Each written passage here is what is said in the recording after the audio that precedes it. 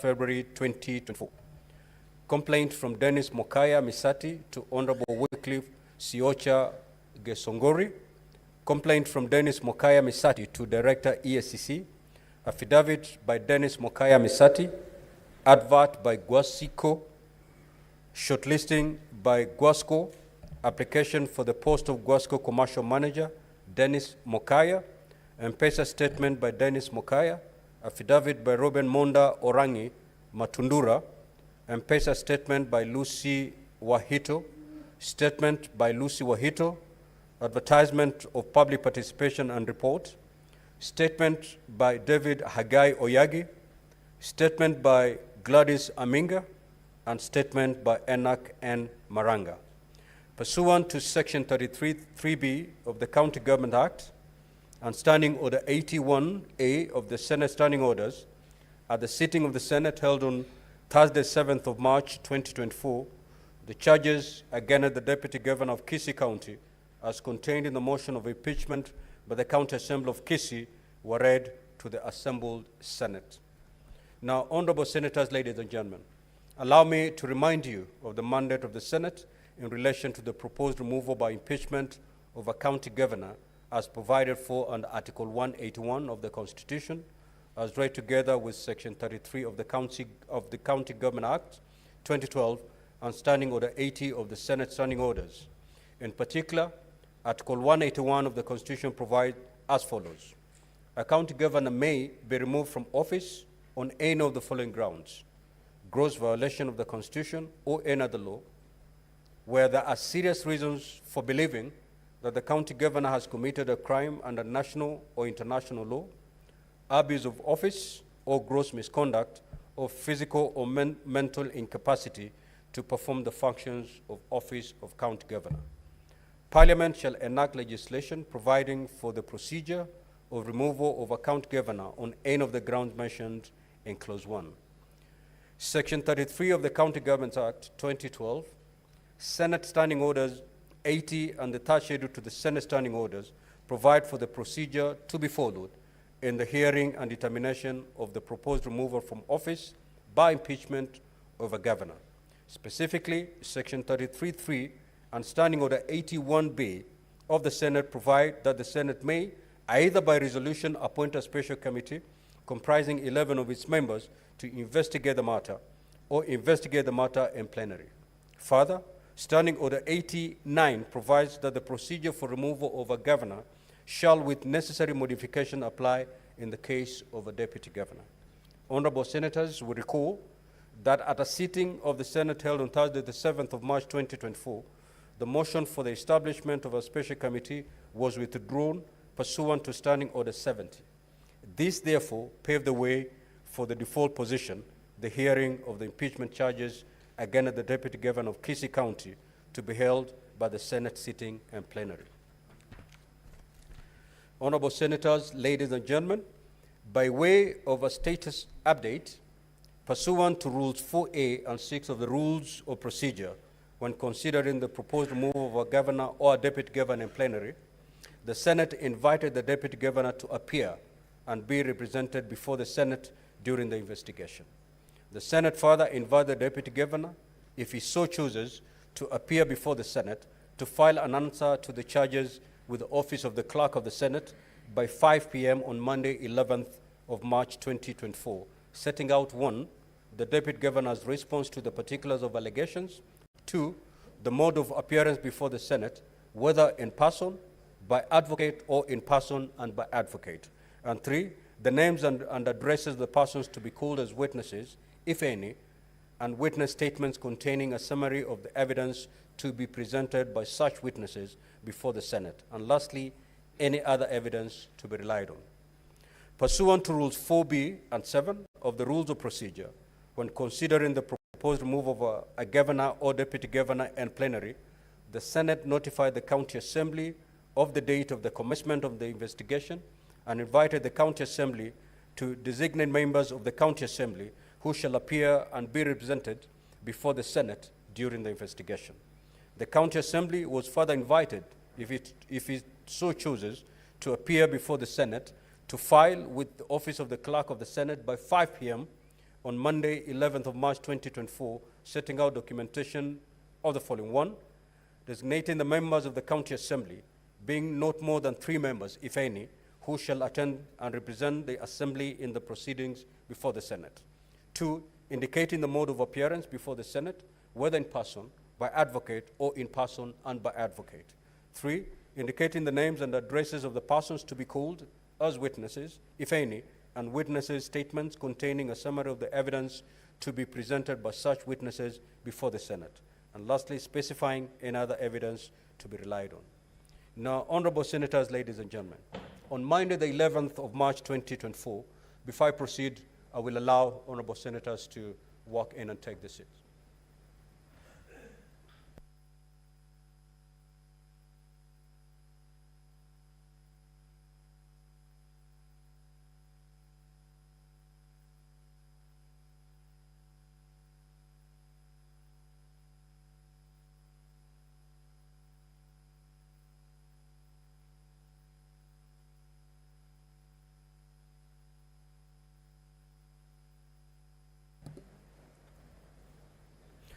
Honorable senators, ladies and gentlemen, on Monday, the 11th of March 2024, the Office of the Clerk of the Senate received a response to the invitation to appear issued to the Deputy Governor via letter reference number 1/816/24/1, dated the 10th of March 2024.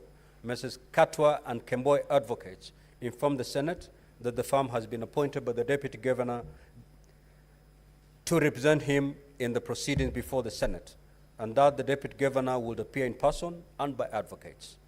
The letter also indicated the list of counsel representing the Deputy Governor and the list of witnesses for the Deputy Governor. Similarly, on the same day, the Office of the Clerk of the Senate received a response to the invitation to appear issued to the County Assembly of Kisii.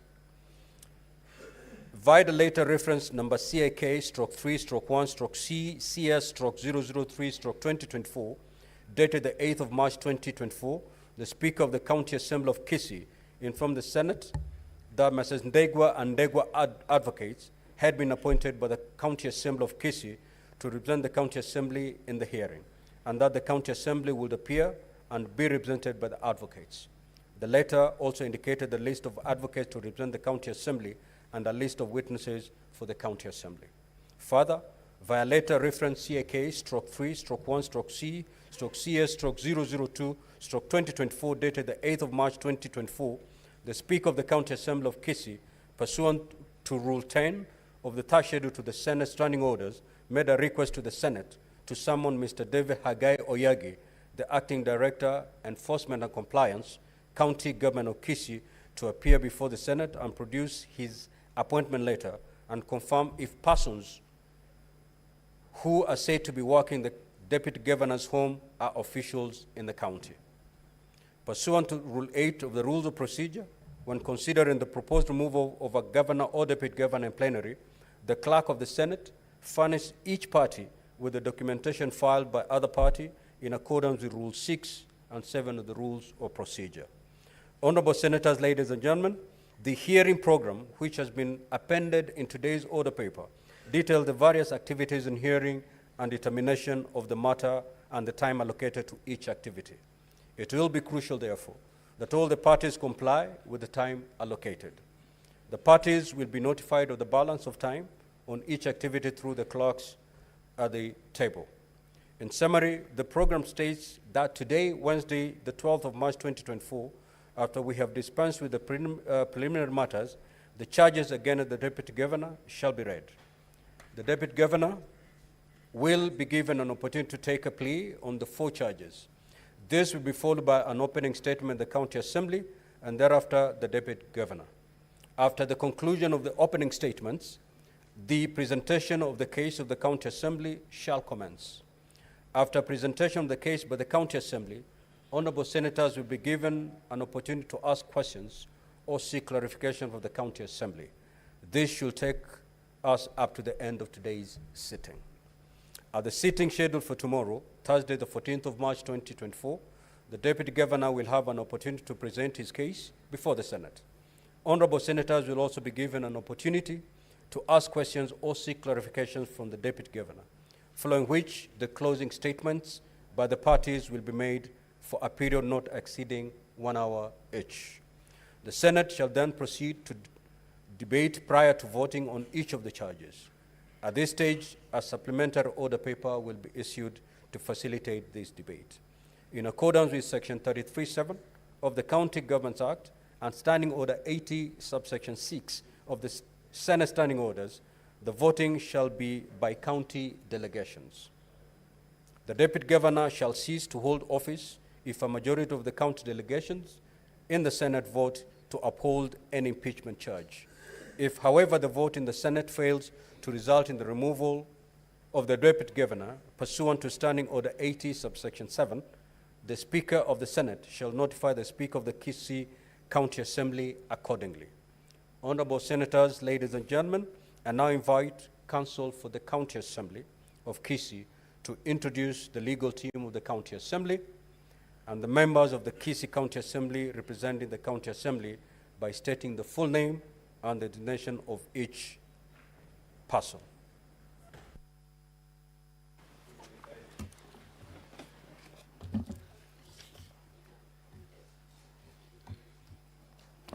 Thank you, Mr. Speaker, sir. My name is Ndegwa Njiro, advocate for the Kisii County Assembly, alongside Mr. Mwangi Ndegwa, present. Equally present is Ms. Ann Munyoki. We are equally appearing together with Mr. Gitari, advocate for the County Assembly. Mr. Speaker, sir, on the part of the members of the County Assembly appearing, permit me to put on record the Honorable James Ondari, present. Honorable Jacob Bagaka, present. Honorable Henry Moracha, present. That's our appearance.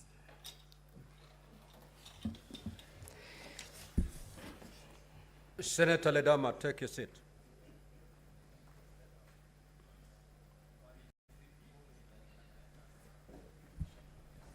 Honorable Senators, ladies and gentlemen, I now similarly invite Counsel for Deputy Governor to introduce the legal team representing the Deputy Governor by stating the full name of each person appearing.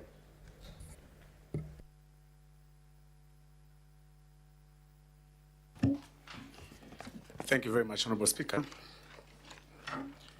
Honorable Speaker, this is the team, the legal team that appears for the Honorable Deputy Governor.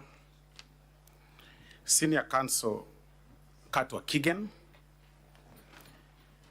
Counsel Wilkinson Ochoki, Counsel Kevin Michuki, Counsel Wilgrida Majong, and myself, Honorable Speaker, Counsel Silvanus Osoro. Honorable Speaker, the members of the County Assembly appearing include Honorable Amos Onderi, Honorable Boss Mairura, Lillian Gore, and the Honorable Edna Kwamboka, the Honorable Ibrahim Ongubo,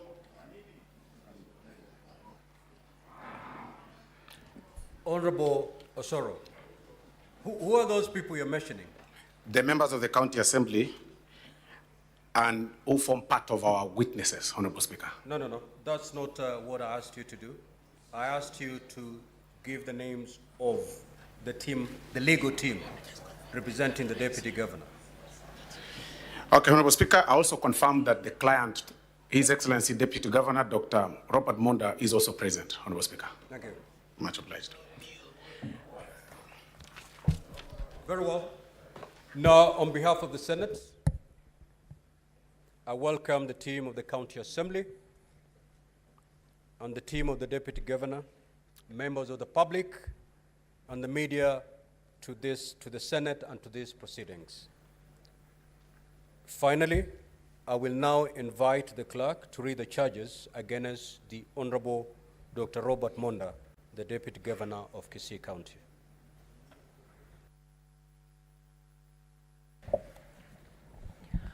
Order number 2, reading of the charges on the proposed removal from office by impeachment of Honorable Dr. Robert Monda, the Deputy Governor of Kisii County.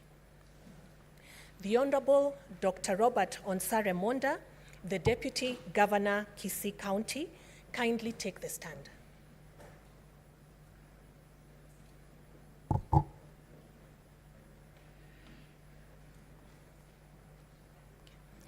Honorable Dr. Robert Onsare Monda, the Deputy Governor of Kisii County, the charges against you as received from the County Assembly of Kisii are as follows, and I quote, Charge number 1, gross violation of the Constitution or any other law.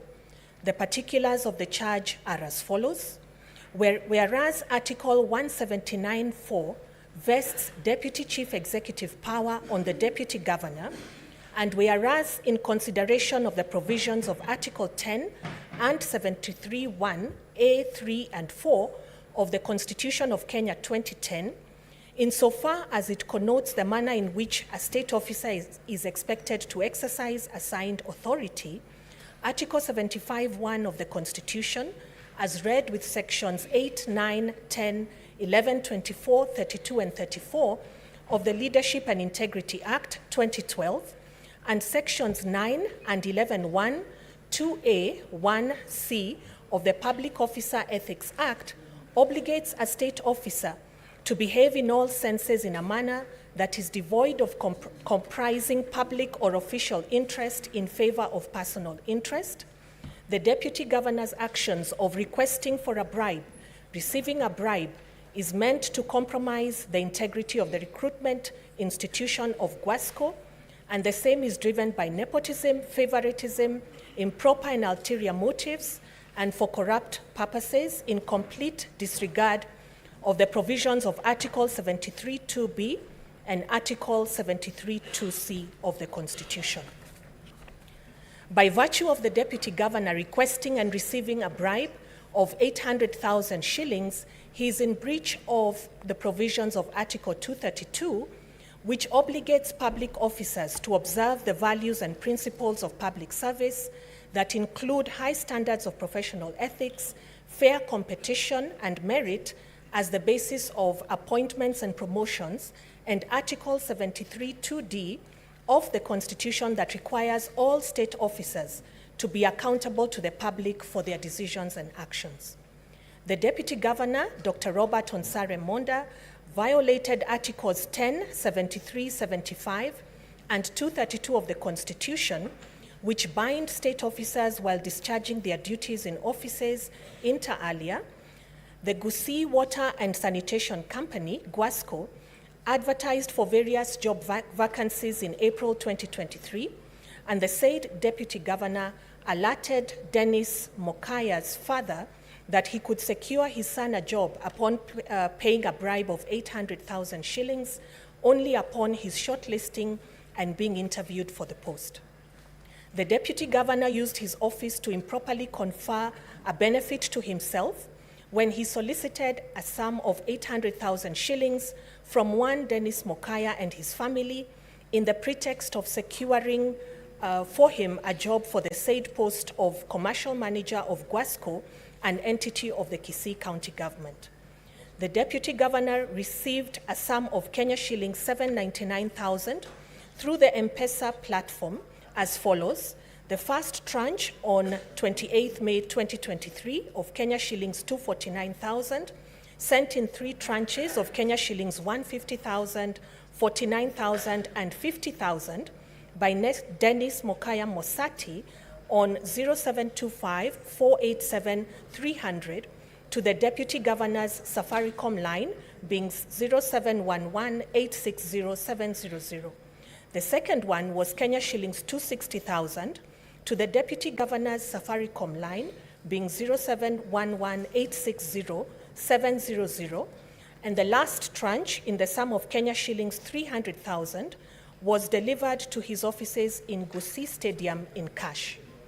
In an attempt to influence the award of a contract of employment to Dennis Mokaya, the Deputy Governor sent via M-Pesa a sum of Kenya shillings 100,000 to the Managing Director, Gwasco, in order to influence her to employ the said Dennis Mokaya, which request was not acceded to by the Managing Director, Gwasco, and the money returned via M-Pesa to the Deputy Governor. While realizing that the Deputy Chief Executive Authority vests in the Deputy Governor, was there need for the Deputy Governor to grease the palms of the Managing Director of Gwasco to give Dennis Mokaya the said post. Mr. Dennis Mokaya complained to the County Assembly to intervene in its oversight capacity.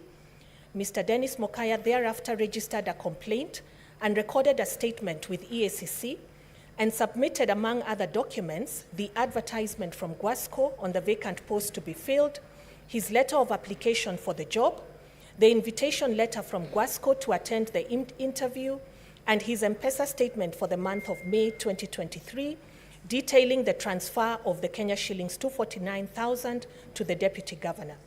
Despite this huge payment made, Mr. Dennis Mokaya and his family never secured the job. On informing the Deputy Governor that he would be forced to make a formal complaint to the Anti-Corruption Commission on the matter, the latter threatened his life and his family. Consequently, it formed the former to go into hiding. Charge number 2, abuse of office. The particulars of this charge are as follows. The actions of the Deputy Governor, the Honorable Dr. Robert Monda, of using his office to solicit for Kenya shillings 800,000, thereby conferring a financial benefit on himself, and subsequently sending Kenya shillings 100,000 to the Gwasco Managing Director so as to influence the award of a contract of employment to a preferred interviewee, he has abused the office of the Deputy Governor and is in breach of Articles 73 and 75 of the Constitution of Kenya, Sections 8, 9, 10, 11, 13, 24, 32, and 34 of the Leadership and Integrity Act by breach of public trust, failing to carry out the duties of his office in a professional, transparent, and accountable manner, using his office to unlawfully enrich himself, failing to conduct the duties of his office with impartiality and objectivity in accordance with Articles 10, 27, 73, 2B, and 232, and practicing favoritism and engaging in corrupt or unethical practices and engaging in actions that bully a person. The Deputy Governor is in violation of Section 11(1), 2A, 1C of the Public Officer Ethics Act that provides that a public officer shall not use his office to improperly enrich himself or others, and shall not accept favors from a person who has an interest that may be affected by the carrying out of the public officer's duties, and shall not, for the person's benefit of himself or another, use or allow the use of information that is acquired in connection with the public officer's duties, as well as Section 6(1)(a), C, 2 and 3 of the Bribery Act that provides that a person commits the offense of receiving a bribe if the person requests, agrees to receive, or receives financial or other advantage, intending that a relevant function or activity be performed improperly by that person receiving the bribe, and in anticipation of or as a consequence of a person requesting for or agreeing to receive or accepting a financial or other advantage, an activity is performed improperly by that person or another person. The Deputy Governor unilaterally used the office to intimidate and cow his family into hiding for fearing for their lives in contravention of Section 34 of the Leadership and Integrity Act 2012. In furtherance of abuse of his office, the Deputy Governor has continuously diverted county enforcement officers from their course of duty to work in his farm, a portion of land allocated to him by his father. Since he came into office, there have been at least 5 officers working in the farm, a clear demonstration that the county chief, that the Deputy Executive in Chief is misusing the staff of the county. On the 20th December 2023, the Deputy Executive in Chief employed a contingent of about 20 county officers under the supervision of the sub-county administrator to arrest his brother, one Reuben Monda Orangi, for cutting down trees that his brother, Reuben Monda Orangi, had planted. In exercise of his executive power, the Deputy Executive in Chief ensured his handcuffed brother was bungled in the police vehicle and was incarcerated in Keumbu Police Station for 3 hours without an occurrence booking. At 18:30 hours, the OCS denied the sickly Reuben Monda Orangi, who suffers from high blood pressure and diabetes, and he was immediately transferred to Kisii Central Police Station. At Kisii Police Station, the helpless Reuben Monda Orangi was further denied without a booking on the OB and without the option of bail or bond pending presentation to court. At one point, the sickly Monda Orangi had to be rushed to Kisii Teaching and Referral Hospital for urgent medical intervention. However, on reaching the hospital, Reuben Monda Orangi was never attended to by any doctor, as the OCS Kisii Central Police Station received instructions to immediately take him back to the police station. With his condition now deteriorating, Reuben Monda Orangi was sped back to the police station until 0020 hours, where he was issued with cash bail of Kenya shillings 30. The medical condition of the old man deteriorated to the extent that he was hospitalized at Coptic Hospital for about 3 weeks, and since then, he has been injected insulin, a condition that was not there before. Charge number 3, gross misconduct. The particulars of this charge as follows. The Deputy Governor interfered with the appointment of the vacant position of the commercial manager of Guasco by attempting to bribe the Managing Director, Ms. Lucy Wahito Washira, with a sum of Kenya shillings 100,000. This was in May 2023. This act contravened Article 75 of the Constitution of Kenya. The Deputy Governor's engagement, connivance, and/or complicit behavior boils down to gross misconduct and gross abuse of office.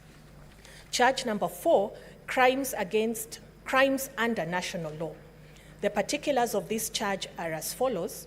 The actions of the Deputy Governor, the Honorable Dr. Robert Monda, of using his office to solicit for Kenya shillings 800,000, thereby conferring a financial benefit to himself, and subsequently sending Kenya shillings 100,000 to the Guasco Managing Director so as to influence the award of a contract of employment to a preferred interviewee, he is in violation of Section 61A, C, 2 and 3 of the Bribery Act, that provides that a person commits the offense of receiving a bribe if the person requests, agrees to receive, or receives a financial or other advantage, intending that in consequence, a relevant function or activity should be performed improperly, whether by that person receiving the bribe or by another person.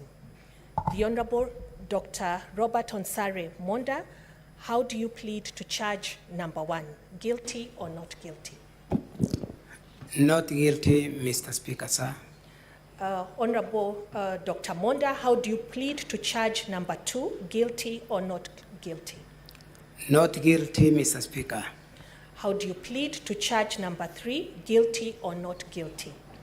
Not guilty, Mr. Speaker, sir. And how do you plead to charge number 4, guilty or not guilty? Not guilty, Mr. Speaker, sir. Thank you. You may take your seat, Deputy Governor. Now, honorable senators, ladies and gentlemen, at this juncture, I will allow the opening statement on behalf of the County Assembly. You have 30 minutes to do that.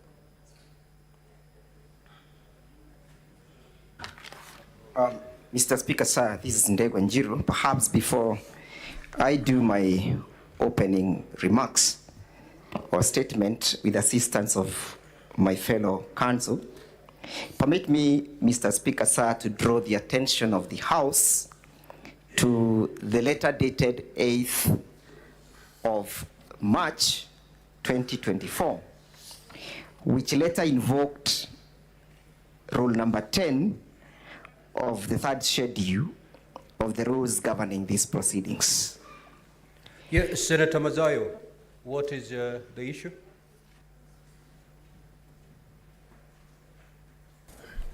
Thank you, Mr. Speaker. It would be better if the council would be able to guide by saying which volume he's referring to that we have, so that we are able to see.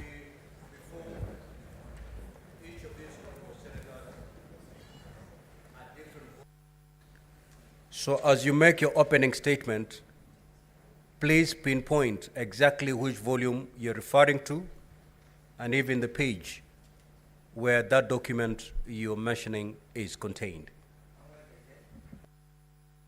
I'm well guided, Mr. Speaker, sir.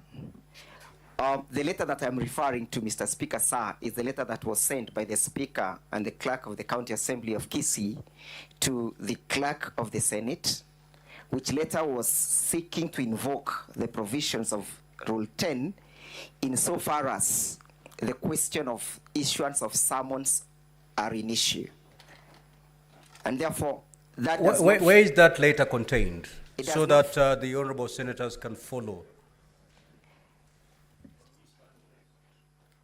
Honorable Speaker, the letter does not form part of the proceedings. It's Okay, the letter that you referred to. the clerk just informed me exactly that, and it's being made available to honorable senators. May the copies be circulated to the honorable senators. I am also obliged, Mr. Speaker, sir. And as such, Mr. Speaker, sir, permit me to make an application pursuant to Rule 10 of these House proceedings, equally assisted by Article 50 of the Constitution, that this Honorable Court be pleased to issue summons to one Mr. David Hagai Oyagi. Mr. David Hagai Oyagi works with the Kisii County government as a Director of Enforcement and Compliance. The basis of our application, Mr. Speaker, sir, is that while the charges were being read out to His Excellency, the Deputy Governor, there was a charge that involved the misuse of the county resources, to wit, 20 enforcement officers were unlawfully deployed to arrest and harass one Mr. Ruben Onari Monda, and subsequently the charges have also indicated that at least 4 county enforcement officers are deployed by the Deputy Governor of Kisii County to conduct and execute odd jobs such as milking cows, cooking for dogs, at the residence of the Deputy Governor. In the application for summons, we requested the Senate to indicate to the said David that he should produce his appointment letter and any other relevant document that speaks to or against the allegations. Mr. Speaker, sir, the summons being sought will assist this Honorable House to meet its mandate under Section 33, which provides that other than just presiding for a hearing of a case such as this one, Section 33 permits this House also to initiate investigations into the allegations so as to determine the propriety or the impropriety of the allegation contained therein. If the summons being sought by the County Assembly are therefore issued, the Deputy Governor will suffer no prejudice whatsoever as he'll be granted an opportunity to test the veracity of the statements or evidence that shall be adduced before this House by the said David Hagai Oyagi. Mr. Speaker, sir, these are clear tenets dictated by Article 50 of the Constitution, which the Constitution provides that Article 50 is a non-derogable right, a right to a fair hearing. A fair hearing in this case, Mr. Speaker, sir, and the interpretation of the County Assembly of Kisii means that the Senate shall be afforded an opportunity and the facilities available to determine the veracity of that case. Mr. Speaker, sir, the refusal to issue the summons to the said David Hagai will deny this Senate an opportunity to test whether or not the Deputy Governor of Kisii County has been abusing his office by misapplication and misappropriation of the county resources. It's all known to us that human resource is a rare resource that facilitates and wills the movement of the county, the administration of the county. Therefore, the question for determination when determining to grant, to issue the summons or not to grant, is therefore, will the Senate be afforded a proper opportunity to test the veracity of that issue? Finally, Mr. Speaker, sir, in the body of the documents that were sent to us and that was shared and exchanged by the respondents, herein being the Deputy Governor, we are making an application before this court that paragraph 48 all the way to paragraph 49 of the document be expunged for being irrelevant to these proceedings, and that the same do not speak to the question or to the case before the Senate. Mr. Speaker, sir, the offending paragraphs which appears,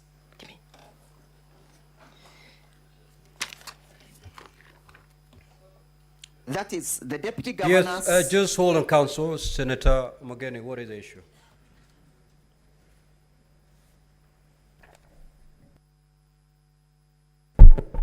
Yeah, Mr. Speaker, the Council is doing very well, but for purposes of us being able to follow his submissions easily, we will want him to make reference to the particular volume of the document he's making reference to, and if possible, refer us to the page so that we're able to move with him.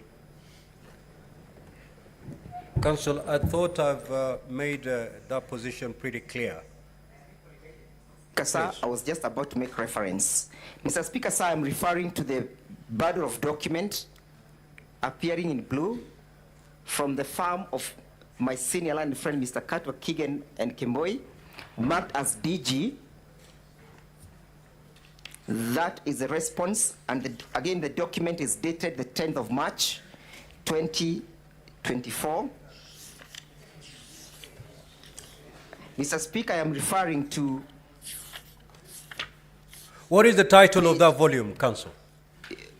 It's DG. It belongs to the Deputy Governor. It's indicated in black as DG, to mean, I think, Deputy Governor. At page E8, E8,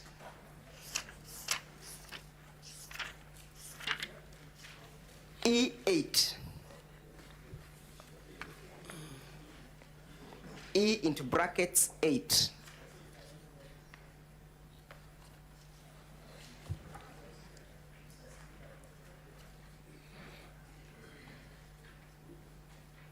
What is the issue, Senator Fernandez?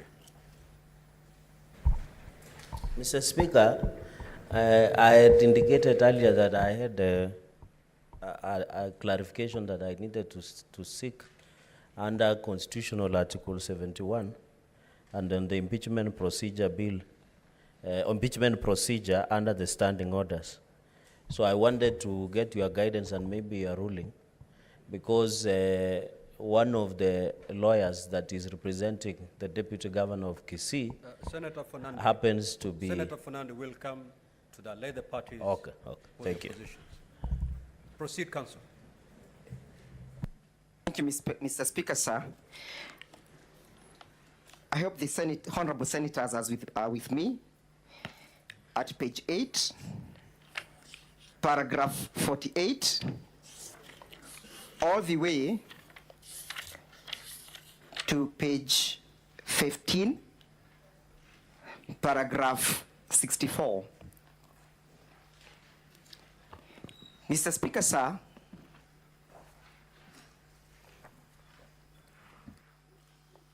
the paragraphs that I have highlighted contains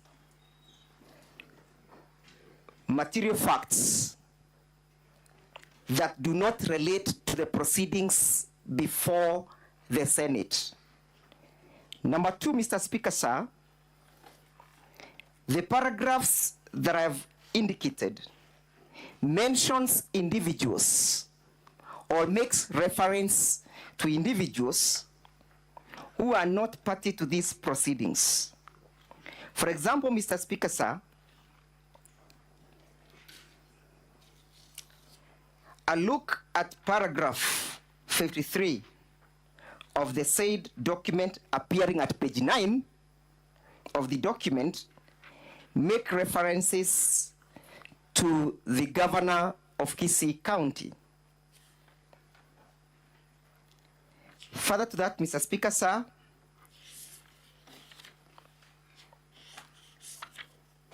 at paragraph 61, at page 13 of the document, again, the document makes reference to the spouse, that's the first lady, to the governor of Kisii County. Equally, Mr. Speaker, sir, the pages makes reference to matters of budgets, and more so paragraph 56, 57, 58, at page, all the way to page 11. Those are not matters that forms part and parcel of these proceedings. The consequence of this pleading will only embarrass individuals who are not party to these proceedings, and not just embarrass, but deny them an opportunity to appear and be heard by this distinguished House. We all understand that it's strike law that the doctrines of natural justice, granting a party an opportunity to be heard, is one of the principles elucidated under Article 50 of the Constitution. And as such, Mr. Speaker, sir, the aforementioned paragraphs, it's our humble prayer that the same should be expunged from record, as they do not form part and parcel of the allegations contained in the charge now read to the Deputy Governor. As I sum up, Mr. Speaker, sir, and invite my learned friend, Mr. Mutuma, for supplementary submissions, permit me, Mr. Speaker, sir, to lead the House to page 12 of the document and paragraph F, just to indicate the irrelevance of the evidence contained. It makes reference to the members of the Judicial Service Commission. The allegations are that the Judicial Service Commission, that the effect of conducting county affairs, I may read in verbatim, and files at the personal residence is that the governor's wife attends meetings, makes inputs to official county matters, and serves as both protocol officers and deputy governor inter alia the Judicial Service Commission. In determining the relevance of these averments contained in the foresaid paragraphs, we invite the Senate to interrogate the purpose of such kind of averments, the objective of such kind of averments, and whether or not they inform the charge. Finally, Mr. Speaker, sir, permit me to guide the House to page 15 at paragraph 64. Again, it makes references to individuals not before this assembly, make references to video clips and photos that did not form part and parcel of the evidence at the county assembly.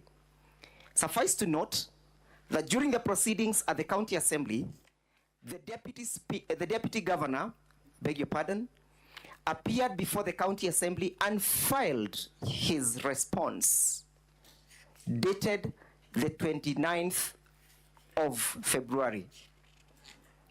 These video clips have no relevance to the proceedings, and I'm aware that it may prejudice the senators' determination as to the relevance of these video clips because they have not yet been played. We had the opportunity of reviewing them and analyzing them and made an opinion to which we invite the honorable senators to hold that they have no relevance. It may perhaps be paramount, or it perhaps may be important for those clips to be played for the senators to determine their relevance when determining to expurge the said paragraphs. With your kind permission, Mr. Speaker, sir, permit me to invite Mr. Mutuma for further submissions.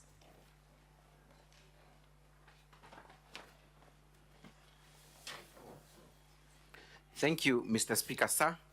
For record purposes, my name is Elias Mutuma, part of the legal team representing the County Assembly of Kisii. I want to make additional submissions, Mr. Speaker, sir, in addition to the relevant materials before this House. Mr. Speaker, sir, you will note that the charges as read by the House to the Honorable Deputy Governor contain four charges rather. Very specific charges that have been read, and the Deputy Governor has been able to respond that he's not guilty of the 4 charges. Mr. Speaker, sir, it is the 4 charges that were prosecuted by the County Assembly of Kisii. It is the 4 charges that the Honorable Deputy Governor responded to. It is the 4 charges that this House has been invited to make a determination on. Those charges, Mr. Speaker, sir, are contained at pages 15 and 21 of the County Assembly's bundle of documents. The same are, if I may read,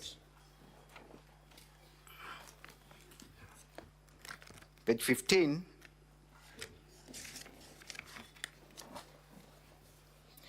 page 15 contains the motion. Page 16, we have the first charge, gross violation of the Constitution or any other law.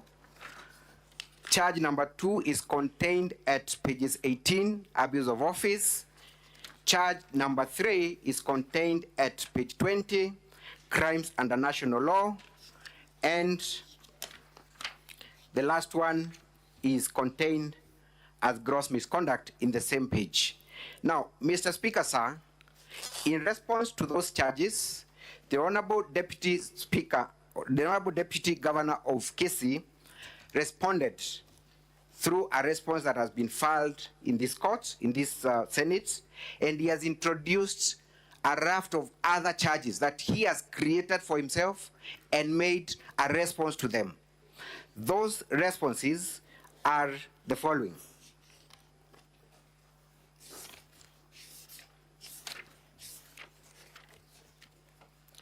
Mr. Speaker, sir, if you look at the Deputy Governor's response, the one my learned friend has made reference to, as from page 8.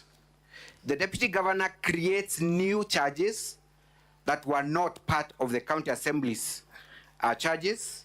One of those is incompetence, budget absorption, budget variation, use of senior staff, mortgage provision, use of personal home for county functions and files and documents, not working with other leaders, use of an official personnel on county matters, and he proceeds to make a defense on those charges. Those charges have not been read to the Deputy Governor, but this House is being invited to make a determination on those matters. It would be a waste of crucial time for this House to proceed and listen to a defense that contains a response to charges that were not part of the charges by the County Assembly. It is on that basis, Mr. Speaker, sir, that we ask the honorable senators to expunge that part of the response because it has no bearing, it has no relevance to these proceedings. That is all, Mr. Speaker, sir.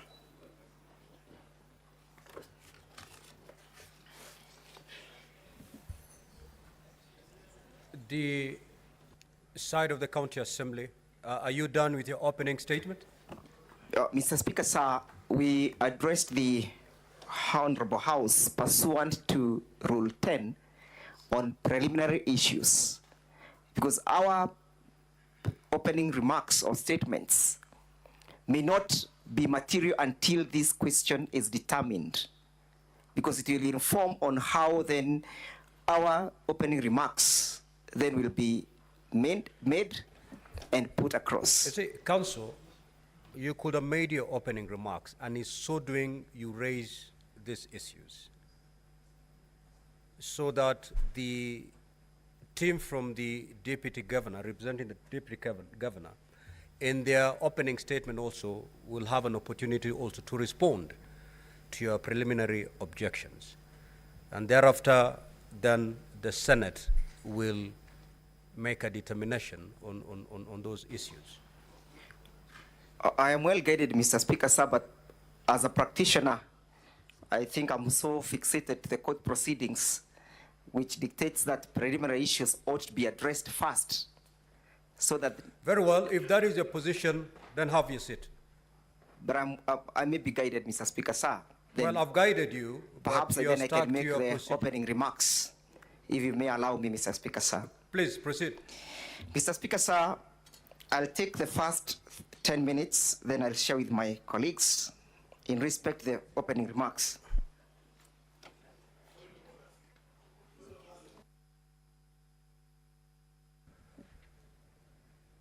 What is the point of order, Senator, for Baringo? Thank you, Mr. Speaker. I've listened keenly to the councils for the County Assembly. Mr. Speaker, I thought your guidance was clear because the stage you are in, Mr. Speaker, as per the program, is actually opening statement on behalf of the County Assembly. I am worried, Mr. Speaker, that if we allow further, we are likely to lose the track. Mr. Speaker, this is not a case between this assembly, or rather this house, and any of the parties. It is their case. Mr. Speaker, I want to plead that perhaps you reconsider your position because we wanted therefore to, and again, Mr. Speaker, for you to be directed that you make a finding at this point. It is not the Speaker, it is the House. So, Mr. Speaker, guide us on that issue because a very sensitive matter. This House is being watched now across the country and the world. Senator Mogene.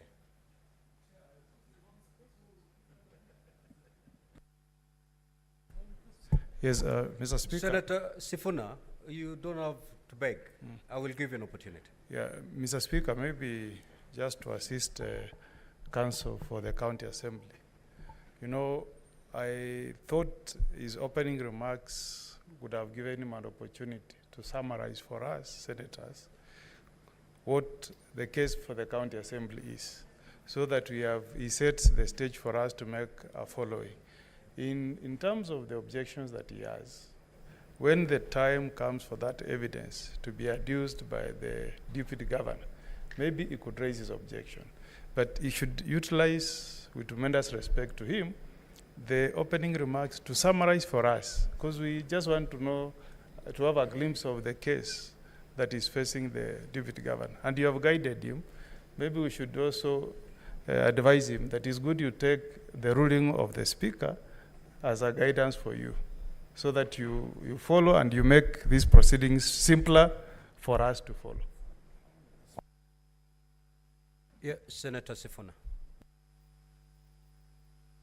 Mr. Speaker, with the greatest respect to all the senior counsel who have spoken before me, I believe that this is a quasi-judicial proceeding, and the counsel for the Assembly is very much in order to require that a ruling be made on the preliminary request. The only thing I fault them for is being too verbose on a very simple request. A request has been made pursuant to Rule 10 of these proceedings that a witness be summoned by this House. We need to make a decision after hearing, of course, from the team for the Deputy Governor on whether there's going to be any prejudice if this gentleman called David Hagai Oyagi is summoned. That is a matter that has to be dispensed with before we hear opening remarks. Mr. Speaker, the second request is expunging of certain paragraphs that are being claimed not to be relevant. That's all this council needed to say without going into too many stories, because we would want to get into the meat of the argument. But, Honorable Speaker, preliminary matters must be dealt with at the preliminary point so that it will set the tone on what we are going to hear and what we are not going to hear. So I request that the House makes a determination on the request to summon this gentleman, and if it is after hearing the counsel for the Deputy Governor, then we move. Then we make a decision on the other question, whether we want to expunge those paragraphs now, or we wait until we see the irrelevance, then we expunge them at that particular point. That is the guidance that I wanted to give the House, Mr. Speaker, and I thank you for the opportunity. Senator Fernandez. Mr. Speaker, I agree largely with my colleagues who have spoken before me. We needed to either we allow the councils for the county assembly to make opening remarks, but I thought, Mr. Speaker, as the tradition and precedent, we always dispense. We always dispense of the preliminary objections. And on the issue of expunging the paragraphs that they have requested, the summoning of witnesses, Mr. Speaker, I thought you should have guided them so that we dispense of. But now the question should be, when you invited them to speak for 30 minutes, was it on the aspect of their opening remarks, Mr. Speaker, or was it on the aspect of raising preliminary objections? Because in my thinking, he would have allowed that the preliminary objections are raised, dispensed of, then now it sets down for the engagement. And in the opening remarks, my colleague, Mr. Speaker, they should have given us an overview of their case. With no pun intended, Mr. Speaker, it should have been like a woman's skirt, long enough to cover essentials, short enough to arouse curiosity, Mr. Speaker, so that it gives and sets the tone, Mr. Speaker, of Mr. Speaker, so that it sets the tone. Oh, I'm not making, I said, Mr. Speaker, no pun intended. Can you be listening carefully, my colleagues? So that is, I was just saying, Mr. Speaker, can you protect me, Mr. Speaker? Well, I will protect you if you're orderly. Yes, I'm orderly, Mr. Speaker. Proceed. I'm orderly, Mr. Speaker, because I was saying in opening remarks, Mr. Speaker, it should be something that is long enough to cover essentials and something short enough to arouse curiosity. And that is what is all about the opening statements, Mr. Speaker. So my request allow us to raise the PO, dispense of the preliminary objections, then allow them to give them their opening remarks, and I've given them a simple advice, and I hope they will take it. Thank you, Mr. Speaker. Honorable Senators, Allow me to guide the House as follows. If you look at the program, between 11:45 to 12:15, that time was reserved for the opening statement of the County Assembly, and thereafter to be followed by the opening statement on behalf of the Deputy Governor. Now, honorable senators, as the County Assembly is making its opening statement, they can, on the same breath, raise the preliminary objections. Thereafter, when the Deputy Governor is making the opening statement, in the same breath, they can respond to the preliminary objections raised by the County Assembly. If you look at the document before you, it contains some preliminary objections by the Deputy Governor. And I want to believe as they're making their statement, they will also canvass those preliminary objections, to which then I will allow the County Assembly to respond. Thereafter, honorable senators, you'll have an opportunity to deliberate on those preliminary objections, dispense with the same, to allow then after the lunch break to hear the evidence. Because we cannot assign time to hear only preliminary objections, dispense with them, then come back for opening statements. Let us handle them at the same time. So, County Assembly, your 30 minutes is long gone. However, with this new direction that I've given, the directive that I've given, I will allow you to put what is the case of the County Assembly. You have dealt more on the preliminary objections. Proceed to state your case before we allow the representation from the Deputy Governor to also give us their opening statement. We must oblige. That way we'll save on time. Thank you, Mr. Speaker, sir. Mr. Speaker, sir, our case is very simple. It's a case of a Deputy Governor who decides to use his office for personal gain. Is a Deputy Governor gone rogue. Is a Deputy Governor who has decided not to inspire the youth of this country. In my opening remarks, permit me, Mr. Speaker, sir, to refer to the book of Exodus, chapter 18, verse 21. Moreover, look for able men from all the people, men who fear God, who are trustworthy, and hate bribes. Equally, Mr. Speaker, sir, permit me to refer to Surah ya Pili, or the second chapter, verse 188 of the Quran. And they are taking of bribe, to thou were forbidden. For taking it and the devouring of men, substance worthiful bribes. And we have prepared for the disbelief among them and a painful moment. Mr. Speaker, sir,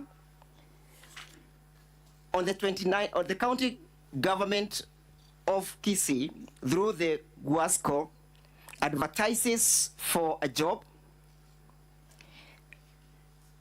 for the commercial manager. The job is carried on the newspaper. The deputy governor gets to know about it, informs his friend, Mr. Joseph Mosati, whom he alleges he has been friends for the last 32 years, that here is an opportunity where your son can take or can be absorbed into the employment, makes arrangements on how to extort, defraud, and benefit with 800,000 shillings, creates a scheme where he meets the managing director of Guasco, informs her in advance that I have a candidate who will be presenting his application before you, convinces her or attempts to convince her that at the appropriate time, I will do the necessary. And the necessary hearing being bribing the director of Guasco for purposes of return of a favor in favor of Dennis Mosati. Dennis Mosati is given the responsibility by his father to raise the 800,000 shillings.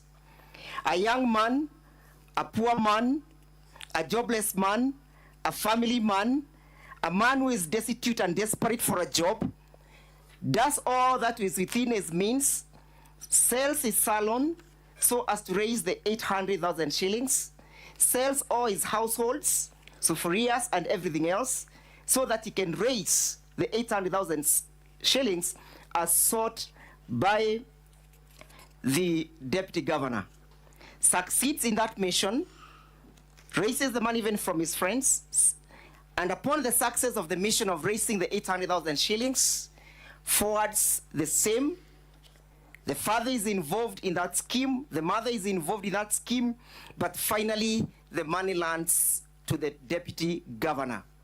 Through the M-Pesa, through cash, the county assembly shall give evidence to that extent that yes, money was sent from the M-Pesa of Joseph Mosati, money was sent from the M-Pesa of Dennis Mosati, the complainant, and equally money was sent from the M-Pesa of Ann Mosati.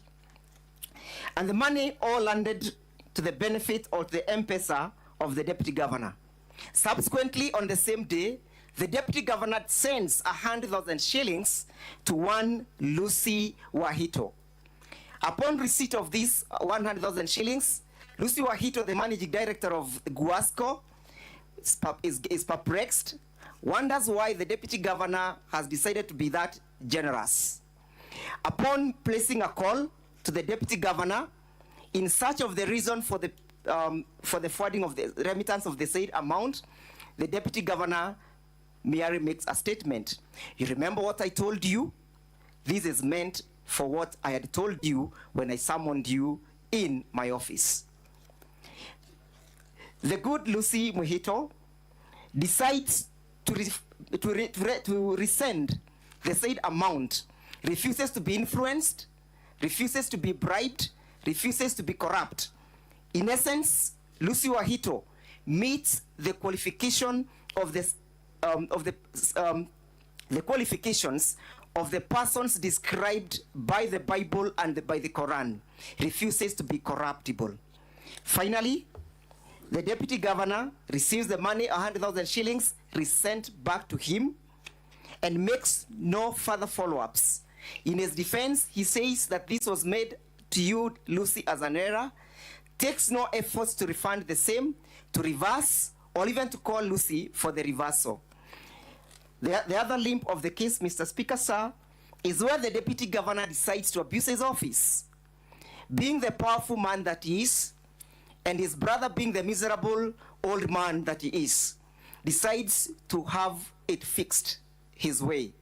He mobilizes the county government enforcement officers to go and arrest the poor Monda, the sickly Ruben Monda, the hopeless Ruben Monda. He's burdened into the police vehicle, courtesy and at the behest of the deputy governor. At the county assembly, Hansons bears as witness that yes, he confirmed that he's the one who mobilized the said enforcement officers. And be that as it may, the deputy governor, with all the resources afforded to him, decides even to apply the county resources in applying 4 officers, enforcement officers, uniformed to do odd chores at his farm. Odd as even cooking for his dogs. So the county government the Senate is presented with a case such as this one.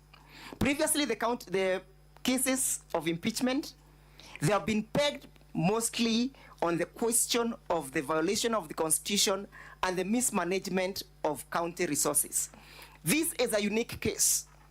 It's a case where we are not inviting the senators to look at whether or not there is any resource or funds that have been lost. The question of oversight means that the Senate also has to look and interrogate whether the persons in the name of the county deputy governor squares out with Chapter 6 of the Constitution. Is this a man full of integrity? Is this a man who can be trusted? Is this a man who can be held to account? Is this a man who is transparent? Is this a man who can inspire the youths? Is this a man who can be trusted with the county resources? Evidence will bear us witness when we begin to tender the same, that Dennis is not the only victim. The public participation processes that were conducted on the 26th of February, we have people claiming that yes, the deputy governor is a man who is full of insatiable greed for resources, to the extent that he solicits resources as low as 8,000 shillings so that he can facilitate the governor's bursaries. That is the man that is being trusted to oversee the activities of the county government of Kisii. Evidence will be tendered, honorable senators, at the fullness of time to prove that this is a man who does not deserve the mercy of this house. This is a man who does not deserve any further stay and holding that position of a deputy governor. How can a deputy governor solicit 20,000 shillings so that he can assist poor people, hustlers, to access the bursary? The deputy governor, you are elected by these individuals to serve them, but you end at the end of the day, you end by extorting them, defrauding them. Is not a man worth his salt. This is not a man worth the favor of this house. Permit me to invite Mr. Mutuma for further submissions. Sorry, Mr. Mwangi, Mr. Speaker, sir.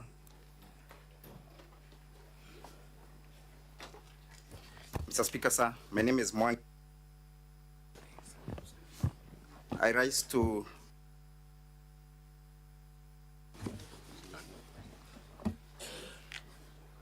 Mr. Speaker, sir, the Deputy Governor receives money from Dennis Misiati at 8:33 p.m.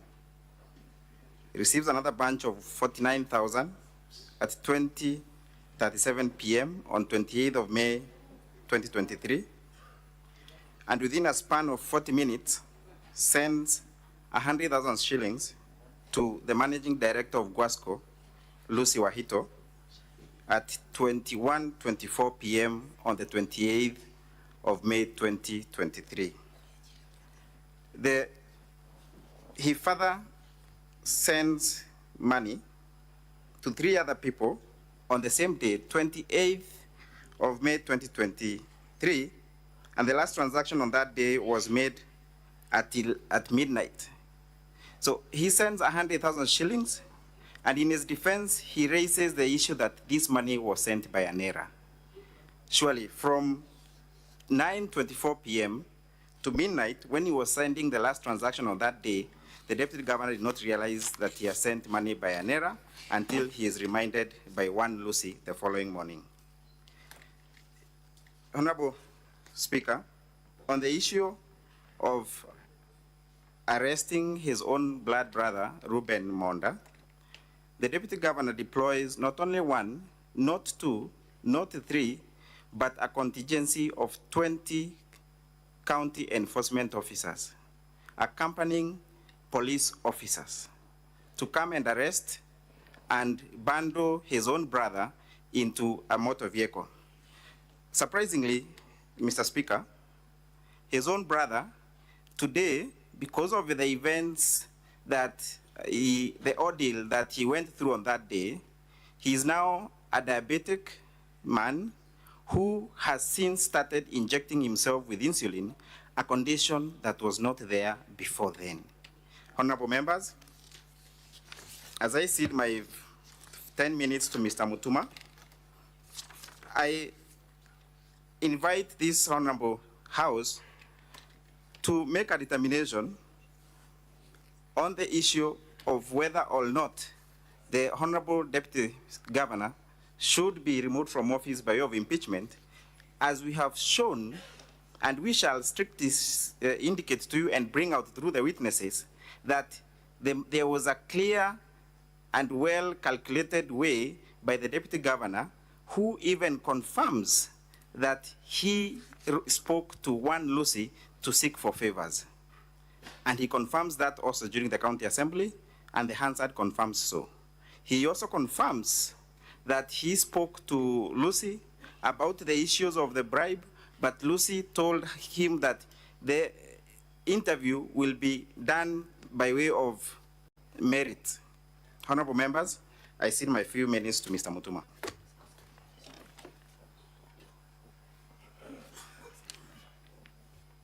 Thank you, Mr. Speaker, sir, and the honorable members of the Senate. The case of the Kisii County Assembly is simple. It is a cry by the most vulnerable members of our society who have suffered at the hands of their leaders. It is a case of the most vulnerable members of the society who have been exploited by those in positions, those that they pay through their own taxpayers' money, and that is what these honorable senators are being invited to make a determination on. Honorable Speaker, sir, you will realize from the testimony of Dennis Misati that as a result of this ordeal, after 12 years of trial, getting their second born, the wife was so depressed to the extent that she collapsed and lost the baby. The thought of having sold everything that they had, the thought of losing everything that they were calling a source of livelihood was too much for her to bear. She had to undergo a miscarriage at the hands of the deputy governor. Last year, but one, honorable senators, I had the opportunity of appearing before the Supreme Court where we were on the same side with my learned friend, Mr. Katwa Kigen, and I want to quote him. He told the honorable judges of the Supreme Court that you have a right to be hungry. You have a right to be bitter. When a witness appears before you and concocts facts, when a witness appears before you and twists events and lies to you, looking at you straight in the eyes and tries to twist a very simple issue, then as honorable senators, you have a right to be angry. When you listen to the testimony of the deputy governor, you have that right. Invoke it. Tell him he's lying. Tell him that whatever he's telling you does not make sense. You do not receive money from an innocent person. Send it to the very person that you're being accused of seeking a favor from. You do not make attempts to reverse 48 hours later. The person you're seeking to bribe asks you to reverse, you do not.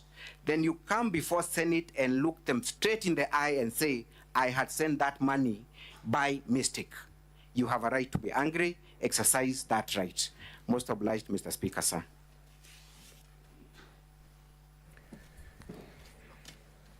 The County Assembly team, you've concluded your statement? Yes, Mr. Speaker, sir. Thank you. Other than just to mention that the simplicity of this case was witnessed on the 31st of December 2012, when the Deputy Chief Justice, as then she was, Honorable Lady Justice Nancy Baraza, pinched someone's nose. Rebecca was a victim. Just pinching the nose of an individual caused the Deputy Chief Justice of the Republic of Kenya to go home. That is a test. The test is, can a public officer, a state officer, be allowed to behave in such a manner? Does the conduct of the deputy governor answer to the tenets of Article 10? Is he accountable? Is he transparent? Is he a man of integrity? Does he respect his office? Does this conduct bring honor and reputation to the office of the deputy governor? Equally, Mr. Speaker, sir, the case of Nixon in 1974, he faced impeachment only on the count of the Watergate case. What had the President of the Republic of America done, the United States of America done? sent individuals to go and break into the Democratic National Convention offices at Watergate. Then it made attempts to conceal that evidence. On that basis, a president went home. On the basis of soliciting, receiving 800,000 shillings from poor Kenyans, Mr. Monda must go home. On the basis of using the state resources to harass innocent and hopeless Kenyans, Mr. Monda must go home. On the count of misuse of the county resources, the meager county resources, Mr. Monda must go home. I so invite the senators to keenly look at the case of Nixon and the case of Nancy Baraza. Most obliged. Thank you. Now I will allow the team of the Deputy Governor to take us through their statement. Now, Council, there's a difference between an opening statement and a final submission. Because what I've just heard from the last bit of the County Assembly, those are final submissions. So let's hear your opening statement, not your final submission.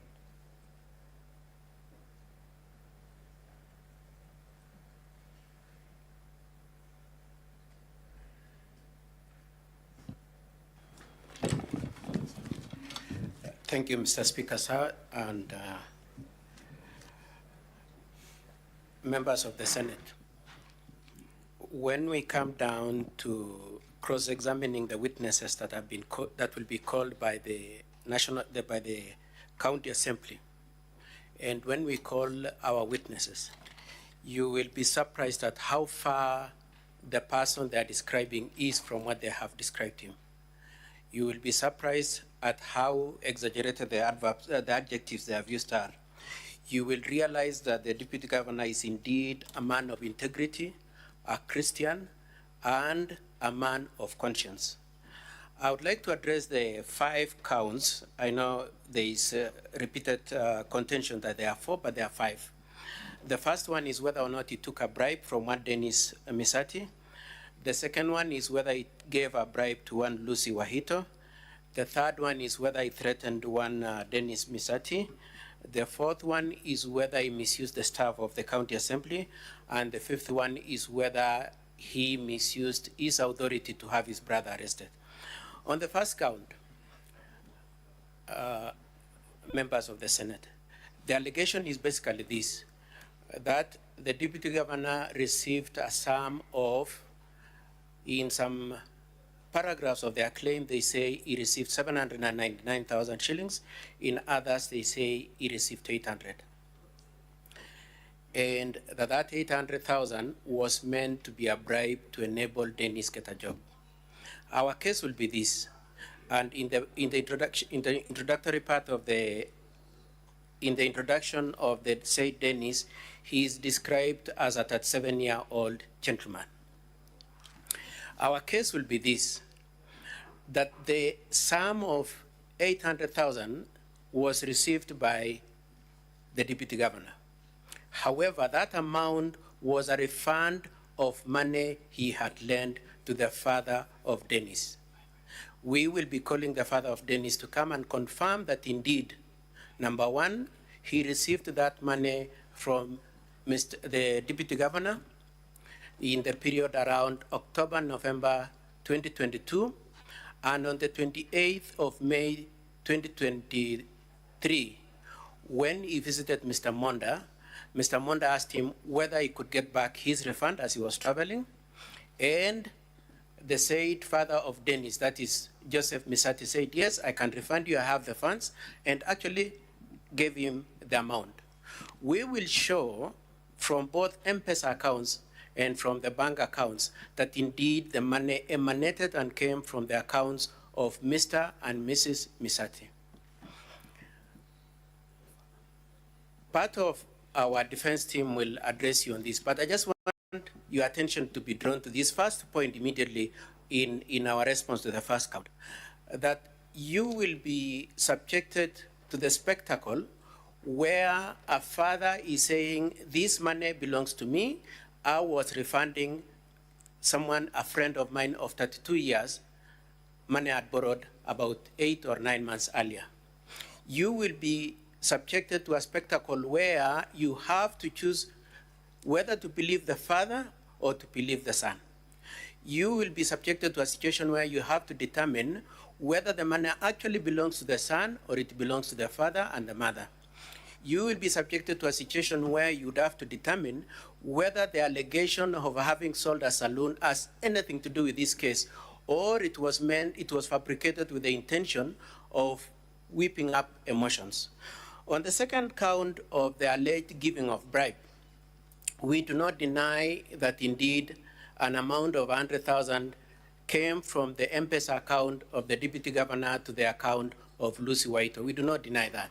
However, we've explained, and we will show you the records, the M-Pesa records, showing that it was a mistake on the part of His Excellency Dr. Monda in the remittance of the amount, and that he had intended to actually remit the amount to somebody who had given him service, one Gladys Aminga, who had given him a transport service.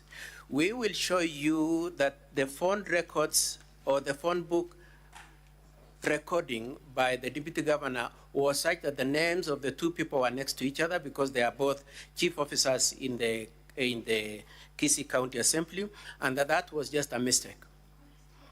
Now, it is said that Lucy is eligible to be made a saint because he returned the money and refused to be influenced. We will invite your attention to two details on this issue. The first detail is that by 28th of May, interviews and scoring of the candidates had been done about 13 days earlier, that is on the 15th of May. So that by 28th, really, the person who had successfully contested for that office had been determined by reason of the scores done by the various members of the board. It had nothing, it could not possibly be a basis to have influenced who would be assigned this job. The second issue that we will be addressing on that issue is in the statement that was presented by Lucy at the county assembly. She was very explicit. She said, I received an amount of 100,000.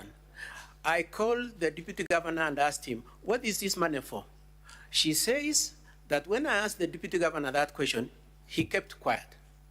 On our part, we are saying that the deputy governor told him, it is a mistake, I meant to send it to Gladys. But just leaving it, we are taking Lucy's statement at its best. Lucy does not say it was meant to influence the decision she was to make or the board was to make for purposes of giving the job. Now, after having appeared before the county assembly and having presented our case, immediately the county assembly, the people sponsoring this motion, went back and did another affidavit. And now Lucy suddenly remembers that indeed there was a very specific statement by His Excellency Dr. Monda saying this money is meant to assist me on unemployment. We just pray, honorable members, that please do give consideration to that change of mind, that this change of mind is caused by the way we conducted our defense at the county assembly and is meant to fill up gaps. And probably to just emphasize that indeed it is a statement made after we had put in our defense and was meant to influence this assembly, this Senate, to think that indeed her earlier statement saying he kept quiet is not necessarily accurate. The third thing I'll be requesting, we will be showing, and we requested that you take into account, is that it is said that Lucy received the money, asked for it to be reversed, and then eventually sent it back when it was not reversed. Now, I pray that you just keep in mind the dates. It is said that the money was received on 28th. Lucy returns the money on 30th, 2 days down the line. We will take you through the M-Pesa and show you that Lucy must have celebrated the receipt of this money. Because if you look at the M-Pesa account, you will see how she immediately utilized that money upon receipt of that money. And so we will be saying the hero they are referring to is not actually a hero. But on our part, our point of emphasis is simply to say this, that it was a mistake, the money was returned, and Dr. Monda was constrained and compelled to look for another money to pay the said Aminga, who was meant to have been paid, and whose name is next to Lucy. Now, coming to the issue of threats, just probably one more statement on that issue of Lucy. We will be requesting that, in fairness to Dr. Monda, we do recall our lives. And remember that from time to time we have made mistakes in sending money to the wrong person when we intended it to be to somebody else. And that mistake cannot be taken away from Dr. Monda merely because he's standing trial. On the issue of threats, Dennis Misati, the son of Joseph Misati, who will be coming to testify, says he was threatened and he relocated with his family. We will be showing that indeed there was no communication between Dr. Monda and the said Dennis Misati. The demand letter he's saying he made, we are not aware of. The late report to ESCC, which he says is the basis of that threat, there is no demonstration of that. It's just a mere allegation. And as a matter of rule of law, he has not made any report to anybody that indeed he was threatened to the police. And these allegations are made 8 months down the line. On the allegation of the misuse of staff, we will be demonstrating that indeed, as a deputy governor, he is entitled to be assigned some staff members to help at home. We will be demonstrating that the allegation that these staff members, and I'm surprised that my colleagues, it is not anywhere in the pleading, so I suspect it is my colleagues who have come up with it, saying that these staff were cooking for dogs. I wonder why they had to choose dogs. But our point would be this, that the deputy governor is entitled to staff members. None of those staff members have said anywhere that they have been misused. It is said that these staff members were used to dig a well. And this should be in the period of around 2024, 2023. We will be showing that indeed there has been no well dug at the deputy governor's home in the last almost 10 years, because the well was dug in the year 2003. We will be showing that indeed he doesn't have dairy, and that bit of the allegation that he was using the staff to manage dairy is not true. We will be demonstrating that he doesn't run any farming in Kisii. The land assigned to him is used for purposes of, he has planted trees on the farm, and so he doesn't have any farm which he could deploy the staff to work in. And we will be saying this is a complete falsehood, unfortunately, from his brother. Now, on this point, I just want to hang on 1 minute and invite your attention to this. So, on the first two counts of, or rather the first count of taking a bribe, on the third count of threatening Dennis, you will be having a situation where the father is testifying against his son, or rather the father and the mother testifying against his son. On this count of the alleged misuse of staff, and the next point being the arrest of the brother, you will be having a situation where this Senate is being asked to take the place of the mother of the two brothers and preside and determine their dispute. We are saying that this Senate is being reduced to an unfortunate level by being asked to preside over disputes over families, and a colleague of mine will address you on that.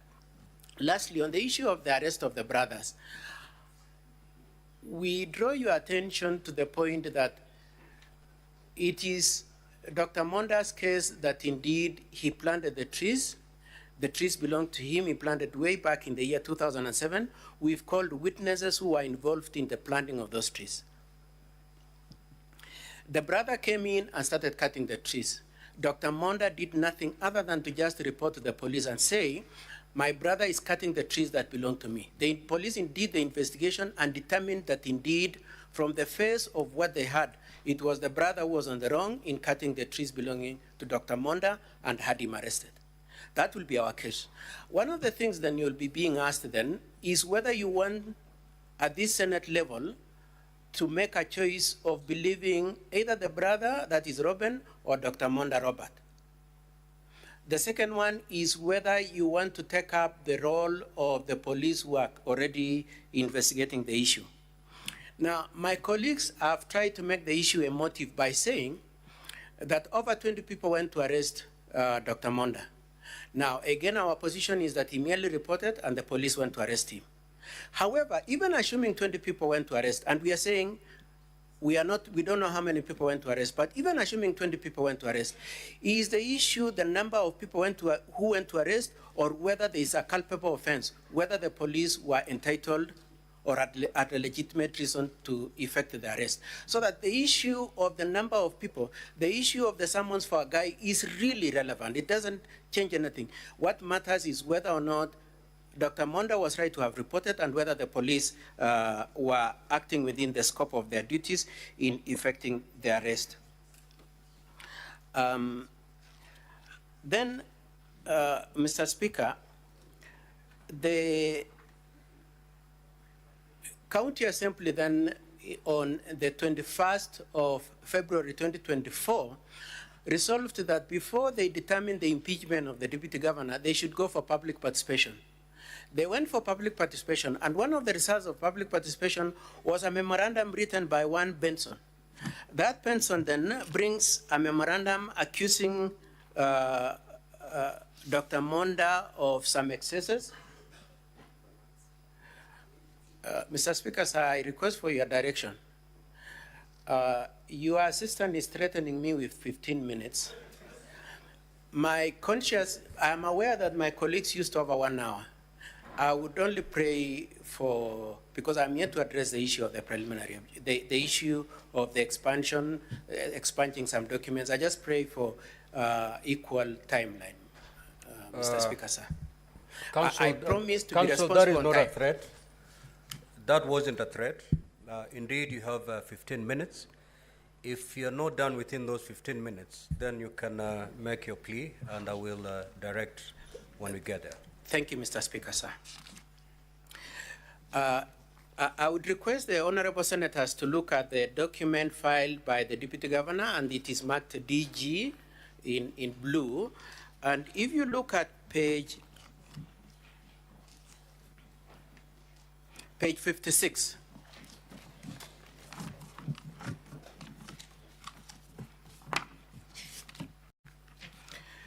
Page 56 contains the only document we received from that public participation, being a memorandum written by one Benson Nyakaka Misario, saying that the Deputy Governor should be retired from his office for various reasons, which in general amount to abuse of office. That memorandum was part of the invite for public participation, because public participation said you can bring written representation or oral representation. And so the document then was delivered to the speaker, as you can see on the face of it at page 56, and to the clerk, as you can see at that same page 56. It is then copied and delivered to the governor. And in consequence, therefore, when the governor went to the county assembly, he defended himself on the 5 counts that I have just gone through, plus the issues of the abuse of office. And so when my colleagues say you should expand the contents of paragraph 48 to 49, my colleague Ndegwa said that 48 to 49, and the reason is because it is a new material that was not part of the charge, then it poses the question, what was the intention of the public participation and what were we to do with it? Because the earliest we had notice of is when it was served on us, and we knew that is an issue we had to respond to, and therefore we did a response to it. Mr. Speaker, sir, I would like then, and then therefore we have responded to it from that paragraph 48 to the last paragraph. Now, Mr. Speaker, so that then creates the link between our factual response to and we have factually responded to all the things that Mr. Nyakaka has raised. And our main defense is that these are not issues we are responsible for. It is more of in the hands of the chief executive, the governor himself. The question of a budget that had been passed by the assembly having been manipulated and changed after the assembly had passed. The issue of the Kisii County budget not having been utilized for the last over 18 months. The issue of the deputy governor's wife being the one who is actually in charge of the county. All those issues are accusations against the governor, and we had to respond to them. Now, Mr. Speaker, sir, and honorable members of the Senate, when you go back to reflect on whether you will expunge these paragraphs from paragraph 48, we request that you keep a clear mind about the dichotomy of this issue. If the reason for wanting to expunge is that it was not part of the case at the county assembly, then that is wrong on the face of it, because it was part of the case. They went for public participation, we were served with this document, and so we had to come and respond to it. However, if their argument is that it is not part of the 5 grounds that Honorable Siocha moved when he was seeking impeachment, before then he asked for public participation, then that's a different issue. But we pray that you please do not expunge them merely because, or rather on the ground that it was not part of the case at the county assembly. It indeed was part of the case at the county assembly, and you will see it on the face of the documents. Now, you've then been asked to remove those documents because they are not relevant. I would like to submit to you, honorable senators and Mr. Speaker, sir, that the question of whether those are relevant or not belongs to you. It doesn't belong to the judgment of the assembly. It's not the assembly who says, we went for public participation. We enjoy the parts where they say, remove the deputy governor because he disrespects the wife of the governor, because he has taken a bribe. We don't want this, we want this. It is not for them to choose what should eventually come to you. It is for you to determine whether or not they are relevant. And so I insist that you retain that paragraph 48 to the last and determine at the end of your whole process whether they are relevant or not. And nobody should take away your if I were in court, I would say your jurisdiction to determine the relevance of that and to apply it in the question of whether or not you agree with the motion for impeachment. Now, my colleague was very specific. He says that, for instance, at paragraph 61, there is reference to the wife and to the governor, and that those people are not here to defend themselves. And we are saying that's not the correct position. We are not here to discuss, we are not here to determine the status, the fate, and the situation of the governor and his wife. We are here merely to defend ourselves. We received a notice from Benson telling us for these grounds, the governor should additionally be impeached. And we just come here to say, no, you shouldn't impeach us for that reason, because these are our reasons. And if it were to be then the case that in our defense we are saying that it is not the deputy governor who is responsible for the changes in the budget, for non-use of the budget, and so on and so forth, if that is the case, that it is the governor, that's our defense. It is not intended to bring into issue the governor and his wife. It is only merely meant to persuade you that indeed that's not a ground upon which you should impeach the governor. We would therefore be asking you to determine the question of the place of the public participation in these proceedings, because that is actually a product of the public participation. And I would probably just want to mention one thing to you, that at page 41, in the public participation, if you look at page 41 of the, if you look at volume 1 of the Assembly's bundle, page 41, they have brought to you the product of the public participation, as they say.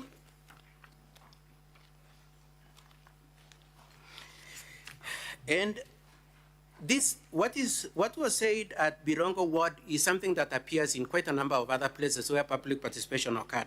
Bullet number 2, it says this: the members also lamented that the deputy governor does not respect the county first lady, and therefore the MCA should be allowed to perform their duty of impeaching him. So that public participation that was initiated by county assembly in itself, in many places said, unless the deputy governor is prepared to go and kneel before the first lady, he should be impeached. And we are saying we are not under an obligation to have to kowtow to the wife of the governor. Now, I would like also to invite you to page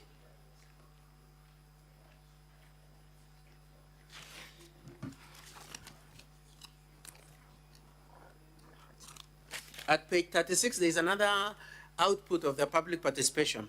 This is, sorry? Yeah, sorry, my apologies. Volume 1, the governors, the Assembly's bundle, volume 1, page 36. There are input from a place called Masimba Ward. In that Masimba Ward, it is said no members of public were at the venue when the secretariat arrived. And so there was no product of the public participation. However, and this will be our case, that there has been a continuous generation, fabrication of documents and material to incriminate the deputy governor. If you look at the letter from there's a letter dated 8th of March. I'm afraid probably the honorable members might not have this, but this is a letter dated 8th of March written to Honorable Robert Onsare Monda, telling him, come and defend yourself. It is written by one of your staff members, one Tekaya Ogoso.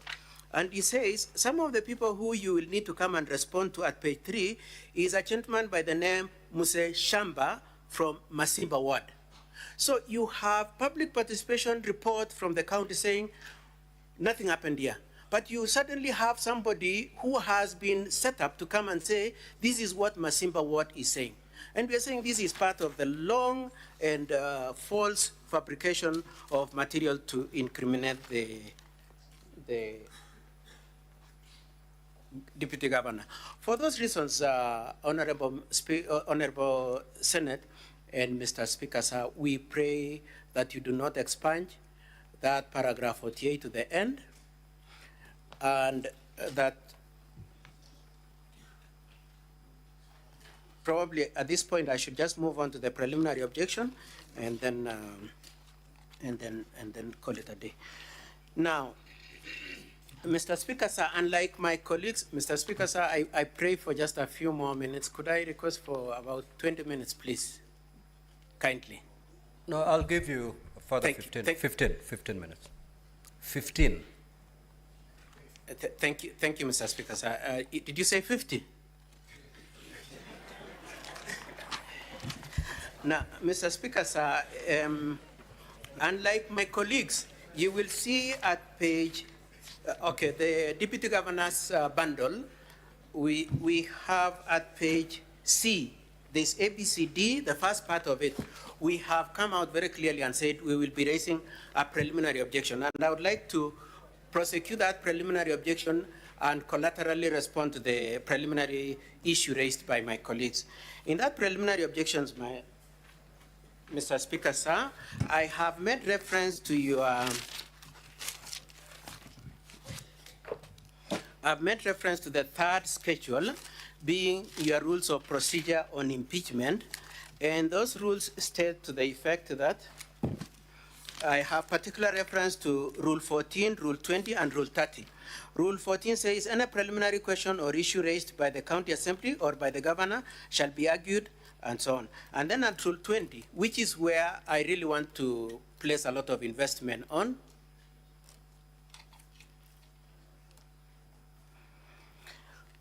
Rule 20.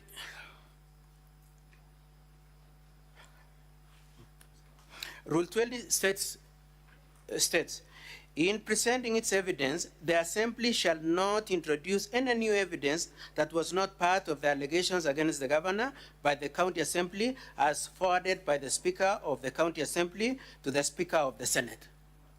Now, honorable members, that section creates three thresholds. The first one is that it targets the County Assembly. It doesn't target the subject of the impeachment. It doesn't say Governor or Deputy Governor cannot introduce new evidence. It says the Assembly shall not introduce new evidence. I pray, Mr. Speaker, sir, that the evidence, the new evidence introduced to this Assembly by the county after the close of the proceedings of the 29 be expunged from the record, and we limit our case to what was presented to the Assembly. So the first issue is that it is a prohibition on the Assembly. Number two is that it prohibits new evidence. Number three is that it prohibits new allegations. And number four is that the limit is what were the conversation between the Speaker of the County Assembly and the Senate Speaker. Now,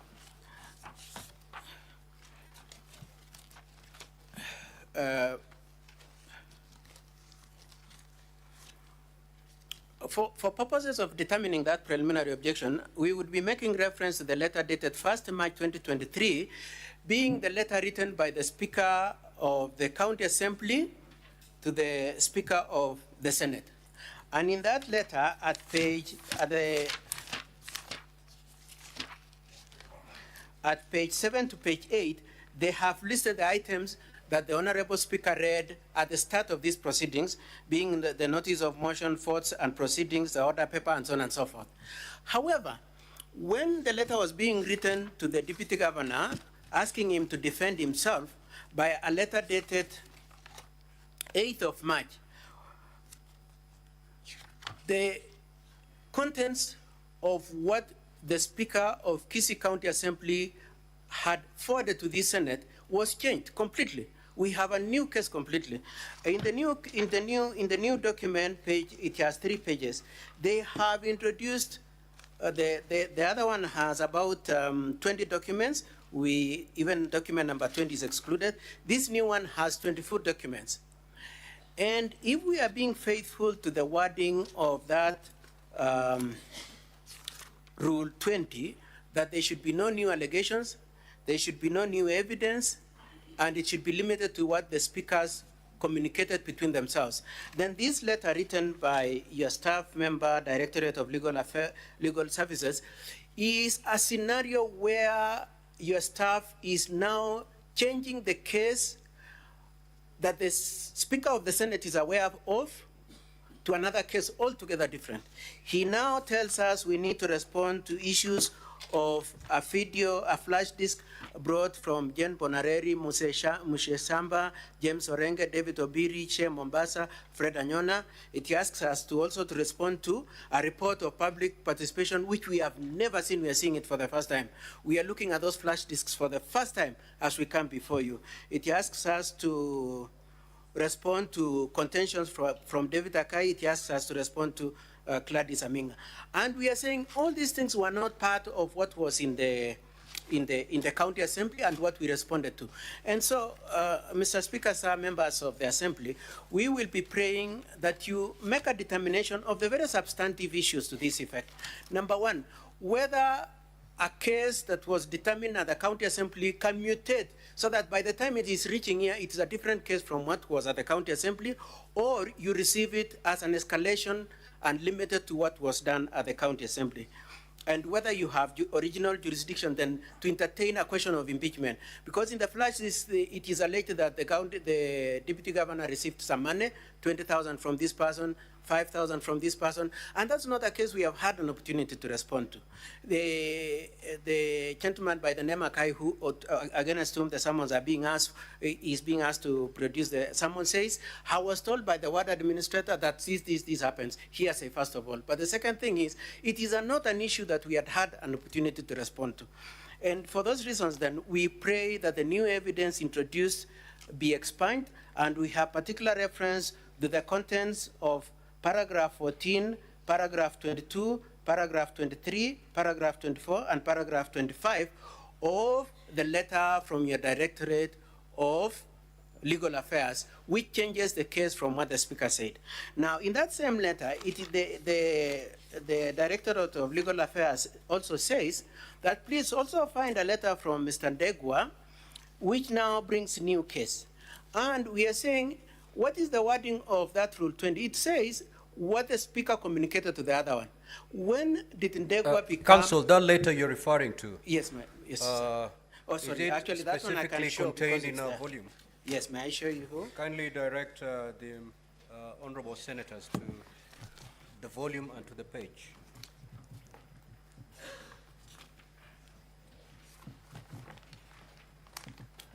Yes, it is the County Assembly's bundle, volume 1, page 336, please. 336. Yes, 335. It's the last page, actually. It's practically the last page on the bundle, this bundle here, volume 1. And honorable members, even as you look at that letter, please allow me, I know you might not have this letter which was written to Dr. Monda telling him to come and defend himself, but allow me to just read the first paragraph. It says this: the Speaker of the Senate on 2nd of March 2024 received communication dated 1st March 2024, together with a bundle of documents, stock records, from the Speaker of the County Assembly of Kisii for removal from office of the Deputy Governor of Kisii, Dr. Monda, for impeachment. And then it is listed. Now, when you go to the second page of that document, then it says,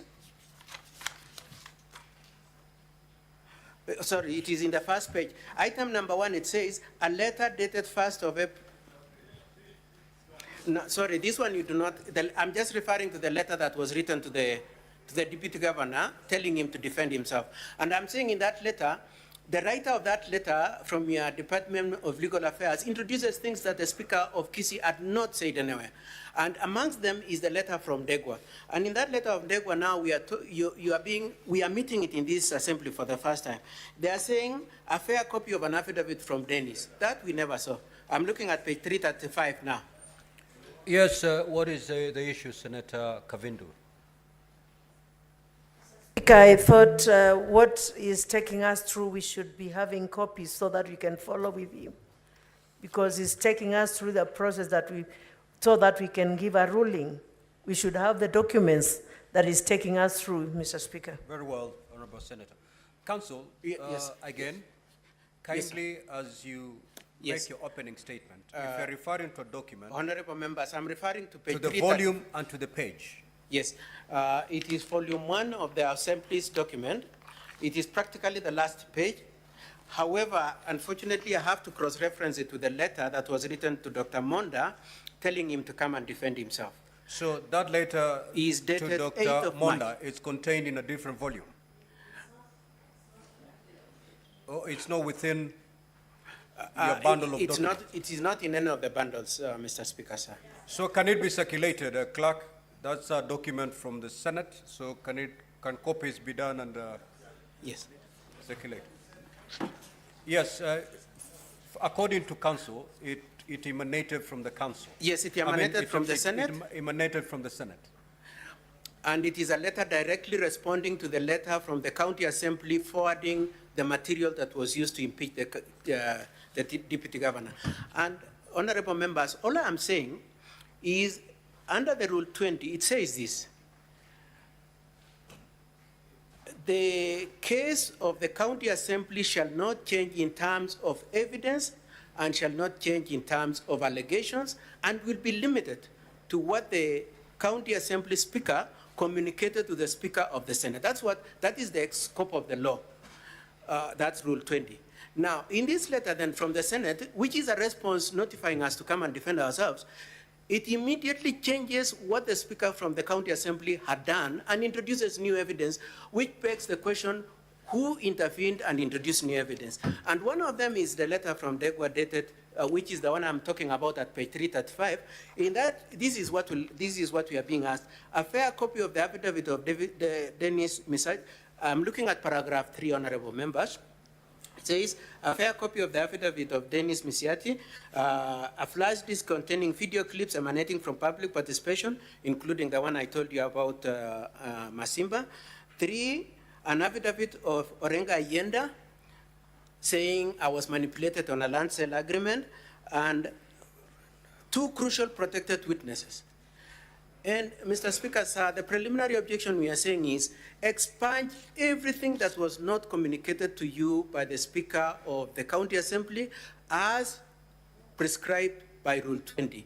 Let the case be limited to the 5 counts plus what Benson says and exclude everything else that was not part of it, which is what I've just referred to, being those paragraph 14, 22, 23, 24, and 25 of the letter from your Directorate of Legal Affairs. I would just want to close by saying this, that if you constrained us to respond to some of these new things, including Agai, the flash disk and all this, you will be taking away our constitutional rights under Article 47 and Article 50 for fair hearing. We are entitled to at least 3 days notice at the assembly of the case we are supposed to face. We are seeing these things for the first time as we appear before you for purposes of defending ourselves. Mr. Speaker, sir, I want to beg you to please just allow me another 10 minutes, my colleagues to just say something very briefly in support of my preliminary objection and opening address. Council, very kindly, Mr. Speaker, sir. 5 minutes. 5. Okay. 5. I will ask Mr. Ochoki first, and then my colleague, and I hope my friend Honorable Gerard Kett will won't mind.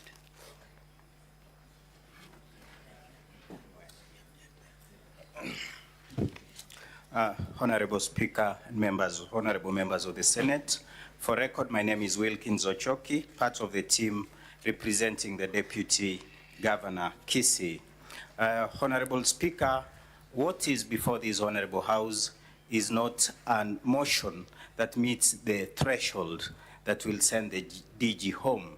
Allow me very respectfully refer to this as nothing more like what we see in the Chinese martial arts movies. It's all fiction, Honorable Speaker. And my senior, Katwa Kigen, has referred you to Standing Order 88 of this Honorable House, which pursuant to that is referred, pursuant to Standing Order 88, Honorable Speaker, Rule 20 of the Rules of Procedure for Hearing and Determination of the Removal of either Governor or Deputy Governor was created, and that rule, as my seniors very well addressed you on, does not allow the County Assembly to bring in new evidence. Because of time limit, Honorable Speaker, allow me just say that what the County Assembly is doing is nothing more than a fishing expedition. The Hansard is clear that upon the Speaker of the County Assembly being asked whether the public participation documents are going to be used in the proceedings of the County Assembly, he was clear that there was nothing at all that was being used. Now you are being told that there are video clips that have been brought, witness statements that were not there. So, Honorable Speaker, I'll respectively just submit that the same ought to be disregarded.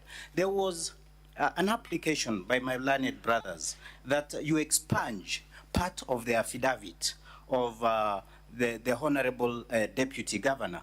Honorable Speaker, you'll notice that from precedent, this House has allowed governors and deputy governors that did not defend themselves in the county assemblies come here and defend themselves. In any case, the House needs to know the genesis of the problems in Kisii. What exactly is on trial? Because it's not common that the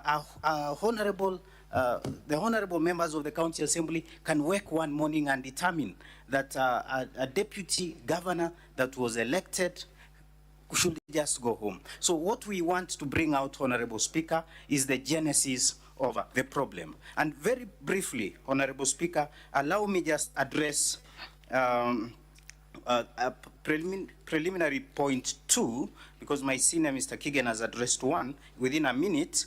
Honorable Speaker, you'll notice, and the Honorable Deputy Governor agrees that Article 181 of the Constitution, Section 33 of the County Government Act, and Standing Order 60 to 64 of the Kisii County Assembly Standing Orders allow for the impeachment of a governor and a deputy governor. But there are clear timelines that are provided. You will notice, Honorable Speaker, that in the County Assembly of Kisii, and I'll refer the Honorable House to page 5 of the document titled DG. You will notice, Honorable Speaker, that at page 5 of that document, of the bundle titled DG, there is a document titled Notice of Motion that is dated the 13th of February, 2024. That document was the motion that was brought to the House by the Honorable Wycliffe Siocha. Somehow it mutated, and by the time it was being brought again to the House on 21st of February, we now had another document which starts at page 6 of that document titled DG. So that you'll get, Honorable Speaker, that the Deputy Governor was defending himself on two documents dated two different dates, and even then, based on the document in page 5 of the document that was received in the County Assembly on 13th of February, Honorable Speaker, the Standing Order 60 to 64 provides that that motion ought to have been heard within 10 days, whereas we do not want to bring up substantial or procedural issues in this House, but you will consider and look at the timelines within which the County Assembly sat, and you will notice that they sat or determined that motion beyond the 10 days that is provided for in the Senate. And as we will explain, and you will notice that this is beyond the character of the DG. This is all politics. It's all about the hard questions, the tough questions that the DG is asking, that we promise to deliver to the people of Kisii County. We are not delivering. And upon asking those very simple questions, he is now being brought to you, and you are being told, send him home. Thank you very much, Honorable Speaker. Allow us very, very kindly, because I believe I didn't take a lot of time, just bring Honorable Osoro, who's our colleague, to take 2 minutes only, just to finish up and give a final brief on our opening remarks, kindly. Senator Chirange, what is your intervention?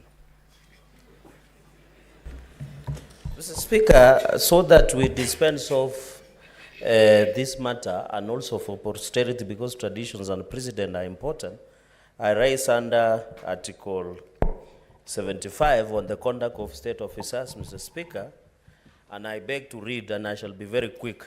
A state officer shall behave, whether in public, an official in private life, or in association with other persons, in a manner that avoids any conflict between personal interests and public or official duties, compromising any public or official interest in favor of a personal interest. So, Speaker, I invite you also to look at our standing orders, just in quick succession of Standing Order number 252 on attendance before the National Assembly and reverse. So, Speaker, Mheshimiwa Silvanus Osoro is a member of Parliament of South Mugirango, where the Deputy Governor is facing impeachment allegations. Number 2 is the Majority Chief Whip in the National Assembly, Mr. Speaker. So my concern, in as much as I'm aware of Article 50, but you must interpret the Constitution, both Article 50 and Article 73, Mr. Speaker. I'm aware Deputy Governor Monda is allowed to have a legal representative of his own choice. Mr. Speaker, is it in order for my brother, Mheshimiwa Silvanus Osoro, the MP of South Mugirango, to appear on behalf of Robert Monda, the Deputy Governor? 1, because he's a state officer, and 2, of conflict of interest, that he might send a mixed signals that he is a chief whip of the majority side in the National Assembly. And number 3, whether, looking at Standing Order 252, whether the procedure of ensuring him appears before the Senate, not only as an advocate, but also as a member of Parliament. Mr. McHugh, under Article 93, Member of Parliament is both a senator and a member of National Assembly. Mr. Speaker, some of us who are learned friends would have wished to appear on behalf of either side.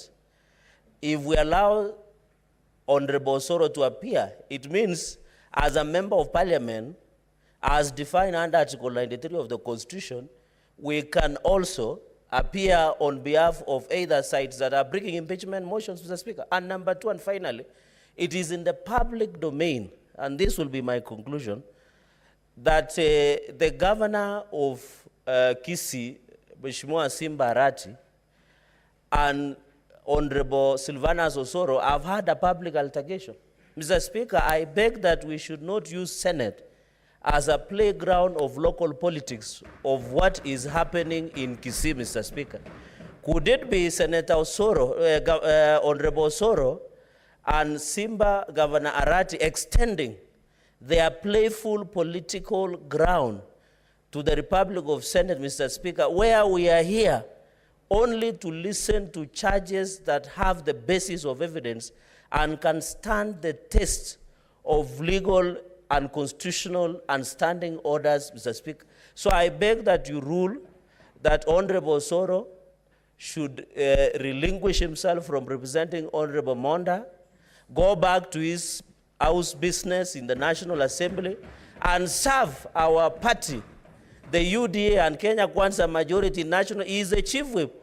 We might lose some of the bills at the National Assembly, while Mheshimiwa Osoro is busy representing for personal, financial, gainful, and propelling his professional at the expense of the position that we gave him in the National Assembly, Mr. Speaker. So I beg your ruling, and Senator Osoro should go back to serve the people of South Migrango and members of National Assembly, Mr. Speaker, and allow this House to proceed. And I know Senior Counsel Katwa Kigen and the other retinue of colleague Leonard can do their job well, Mr. Speaker. So I request that on PO, let Mheshimiwa Osoro, there is no problem. They can still continue fighting with Governor Arati in funerals in Kisii, but not in this House. I submit, Mr. Speaker, sir. Now, yes, Senator Boni. Thank you. I hope it's a new matter altogether, not related to what has already been raised. Mr. Speaker. Is it something new, Senator Boni? Yes. Proceed. It is new to the extent that he has raised 4 things upon which you should rule. Mr. Speaker, I'm inviting you again to consider ruling on a 5th thing, namely that whereas this is the Senate, but in this chamber this morning and for the next 2 days, Mr. Speaker, we have converted ourselves into a trial chamber. And therefore, Mr. Speaker, any member of parliament seated in this chamber is seated here as a judge to what's going on. Mr. Speaker, the invitation I'm asking you to make is that if you allow the Honorable Osoro to then sit in this house and do something other than what a member of parliament is supposed to do in a trial chamber, is it not, Mr. Speaker, tantamount to having a sitting of the High Court, for example, where a judge who would have sat on that matter then jumps and becomes an advocate in the same court, Mr. Speaker? And Mr. Speaker, because we are now going to be setting a precedent, we request you to consider this issue long and hard, because we have some very eminent lawyers in the National Assembly and this Parliament who will then start abusing this to the extent that it will be the disadvantage to the impeachment process. I thank you. Senator Sifuna.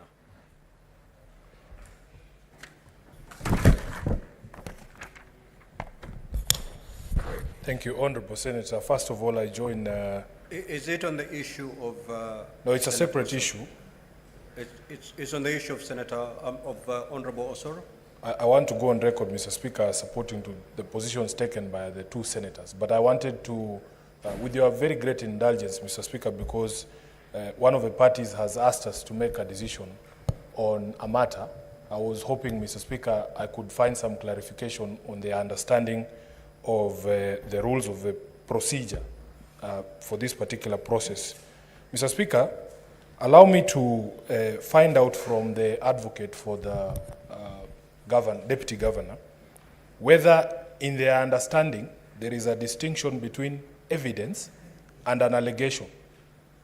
Because my understanding of the standing orders, at least as I have read them, is that for as long as there is evidence supporting an allegation that was present in the county assembly, and I'll give a very specific example.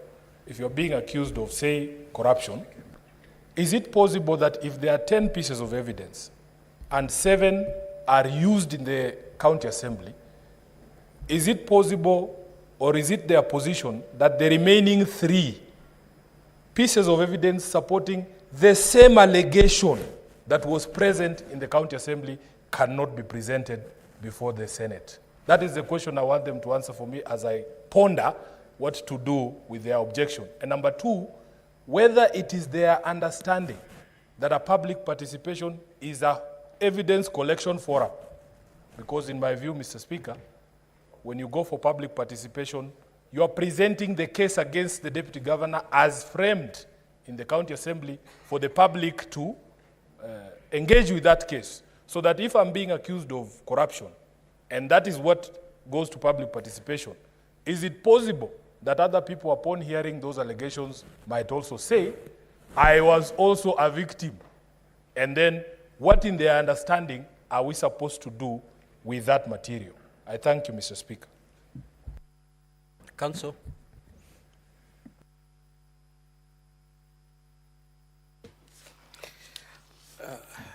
Thank you, Mr. Speaker, sir, and honorable members. Our emphasis on the Rule 20 is that it prohibits both new evidence and new allegation. Now, on the face of that rule, it's not very clear indeed, and that is an issue I've belabored, whether the intention is that evidence that supports an already existing count is tenable. However, the words used are, assembly is prohibited from introducing new evidence that was not part of the allegations. So that if there is an allegation already in place and evidence was already adduced to support that allegation, you cannot bring new evidence in addition to what was canvassed at the assembly. That's my understanding. I can see you disagree with me, Honorable Sifuna, but that is my understanding of it, that it is cast in stone what was done at the assembly to the extent of the material in support of those counts is what should be brought here. Because then the inverse argument, honorable members. Council, I think you've made your point. Yes, and then there was a second limb of what he was asking, what becomes of public participation. Public participation in itself is a wild animal. You wouldn't know what will come from public participation. But it is my position that if in the public participation somebody were to say that indeed I have been a victim of corruption from the same person who is facing an impeachment, that is a standalone case that should go back to the assembly. It cannot be a basis of a case before the Senate, because then you will be placing the subject of the impeachment in a situation where he has no chance of responding to the new allegation brought in through the public participation. So if the evidence, for instance, collected from the public participation were to say, I was present when the M-Pesa was being sent to Lucy Wahito, or I was present when Dennis was paying the bribe, then that in a way probably you could almost accommodate. But when he says I also was asked for a bribe, then that's a new case. We should go through the whole process of impeachment, right from the point of the motion to the point of from the point of notice to point of motion, and so on and so forth. That is my answer, Honorable Speaker. Senator Aroba.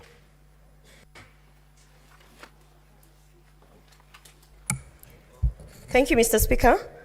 I just want to bring to the attention of the House on the issue of expunging certain submissions. Mr. Speaker, I think it is imperative that we understand that the individual who's on trial here is the Deputy Governor, Mr. Speaker. And when I look at some of the submissions and where we are being pulled towards in terms of for instance, the reference on page 56, where we are told that we have to listen to certain issues that have been submitted with regards to the governor's wife, Mr. Speaker.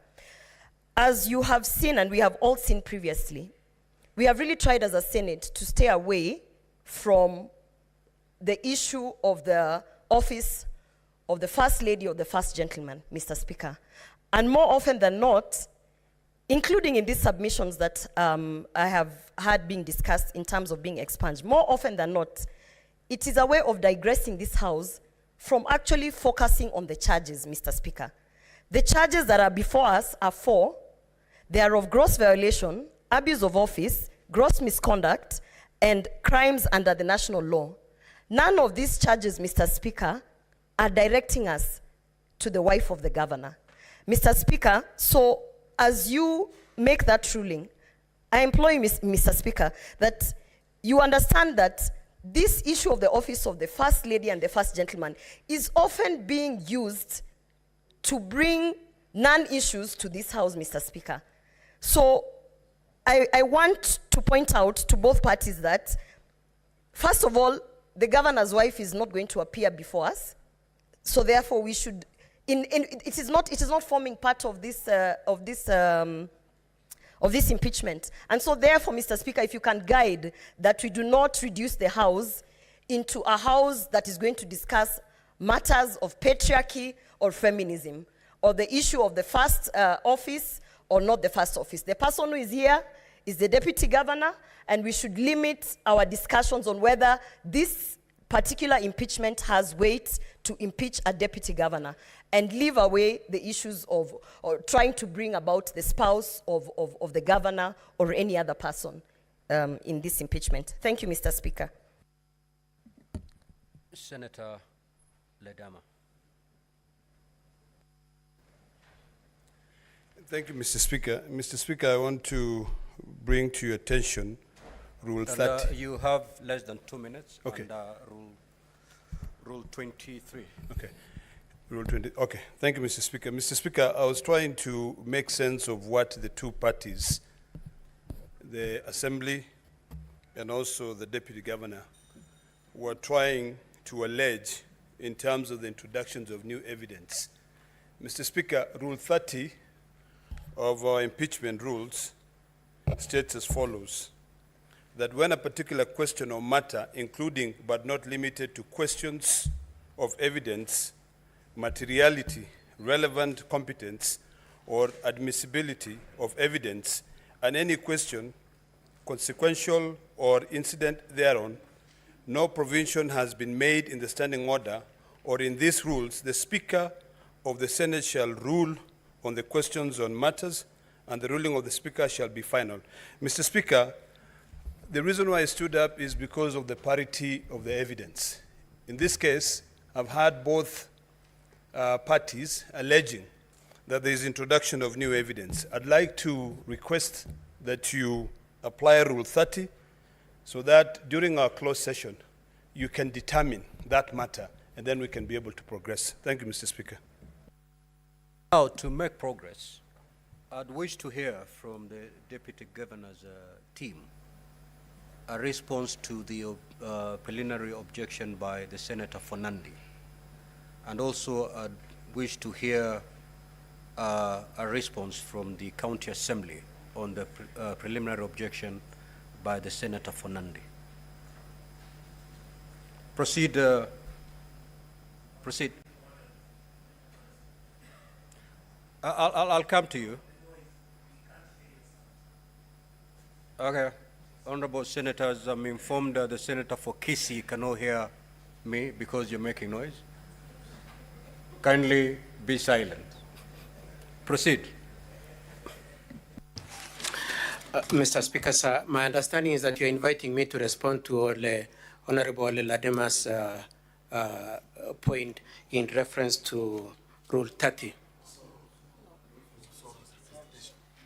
Oh, okay. For Nandi, who raised the preliminary objection opposing the appearance of Honorable Osoro. Mr. Speaker, sir, I'll be as brief as this. Our position is that this Honorable Senate and the National Assembly are different functions. Number two, the impeachment jurisdiction that you're exercising today is not a function that is exercised at National Assembly. And for that reason, there is no conflict in Honorable Soro appearing here, considering that there would be no occasion and no situation where we would have to influence or contribute to the question of whether the impeachment can proceed or not.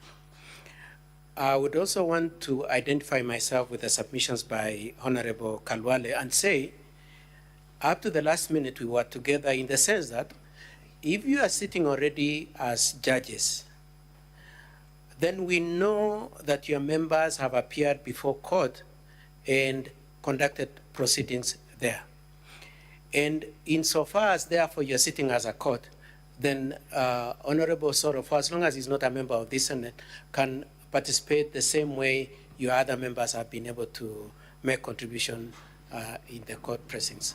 I pray that you allow Dr. Monda to enjoy the services of an advocate of his choice. Thank you, Mr. Speaker, sir.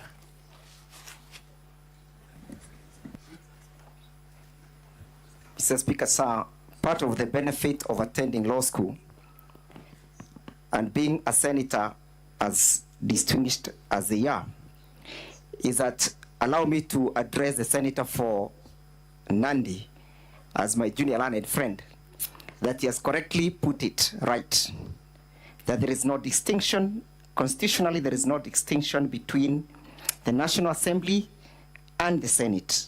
Pursuant to Article 93, there is established a Parliament of Kenya which shall consist of the National Assembly and the Senate. And as such, my learned friend, Mr. Osoro, with all due respect, cannot then behave like a ping pong. He cannot have his bread and eat it. He must choose whether he wants to be a legislator or he wants to be an advocate. The tragedy of premising a case such as this one on misconception of facts is that Mr. Osoro wants to convert this distinguished assembly to a field day somewhere in Nyarimbari Church. And as such, Mr. Osoro then cannot then continue to appear as an advocate and as a member of parliament. He has to choose which court does he want to wear. Now, honorable senators, it is now 1:38. We are going to adjourn and resume at 2:30. I'll be delivering my ruling at 2:30 before we proceed with evidence by the County Assembly. Now, the issues that have been raised that require my determination are: one, whether we should allow to summon Hagai, a request, an application that has been made by the County Assembly. Two, whether to expunge certain paragraphs for being irrelevant as submitted by the County Assembly. Whether to expunge certain paragraphs and documents for, one, introducing new evidence and material as submitted by the Deputy Governor, and secondly, whether the documents as submitted by the County Assembly of Kisii did violate a mandatory rule that required the County Assembly to deliberate on this matter within 10 days. It is the submission of the Deputy Governor that the County Assembly of Kisii violated that rule by sitting outside the 10 days. That's a matter that I will rule on. And lastly, whether Honorable Osoro can appear for and on behalf of the Deputy Governor. So those are the issues that we will rule before we proceed to take evidence from the county assembly. So, yes, Council? Mr. Speaker, sir, I'm just seeking for your guidance, and I can read the mood of the House, is whether on that particular issue of 10 days, whether we could be given an opportunity to respond to the same because of an allegation as against our client. Well, I gave you that opportunity to respond, and you chose not to. You invited me to respond to the question of Mr. Osoro. But I leave it to the Senate, I believe. Yeah, just leave it to us. The Senate is wise enough. Yes, Senator Sifuna. Speaker, I wanted further clarification because we are all seated here as judges, and I hold the position that these are decisions that are to be taken by the House. At what point do we input as the judges before you render your decision? Because I am hoping that it is not the decision of the Speaker, it is going to be the decision of the House. I think, Honorable Sifuna, kindly arm yourself with the standing orders. All right, pick one of them.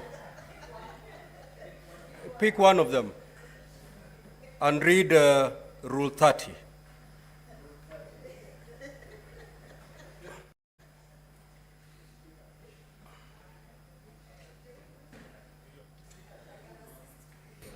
Mr. Speaker, I'm very well versed with Rule 30. Just read Rule 30. Please. I am well versed with the rule. I just want to say... I am not versed. Read it for me, please. But you cannot direct me to read. I am saying... Honorable Sifuna, read Rule 30. I am well versed with the rule. Let me say what I want to say, Mr. Speaker. Yeah, let her read. Let's see how well she knows. I don't think there is any rule that requires that I can be directed to read. Honorable Sifuna, take your seat. Thank you. If you have a problem reading English, I will proceed to read it for you. Where a particular question or matter, including but not limited to questions of evidence, materiality, relevance, competence, or admissibility of evidence, and any questions consequential or incidental thereto, no provision has been made in the standing orders or in these rules. The Speaker of the Senate shall rule on the question or matter, and the ruling of the Speaker shall be final. I have not given you the floor, Senator Sifuna. I have not given you the floor. So, honorable senators, please be upstanding.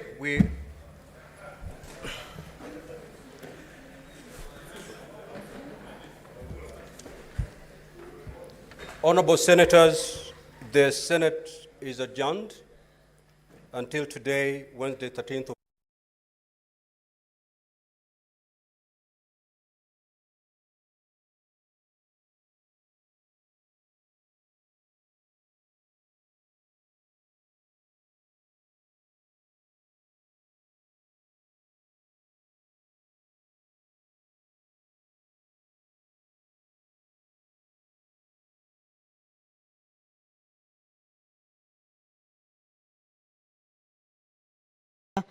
resume for the continuation of the impeachment motion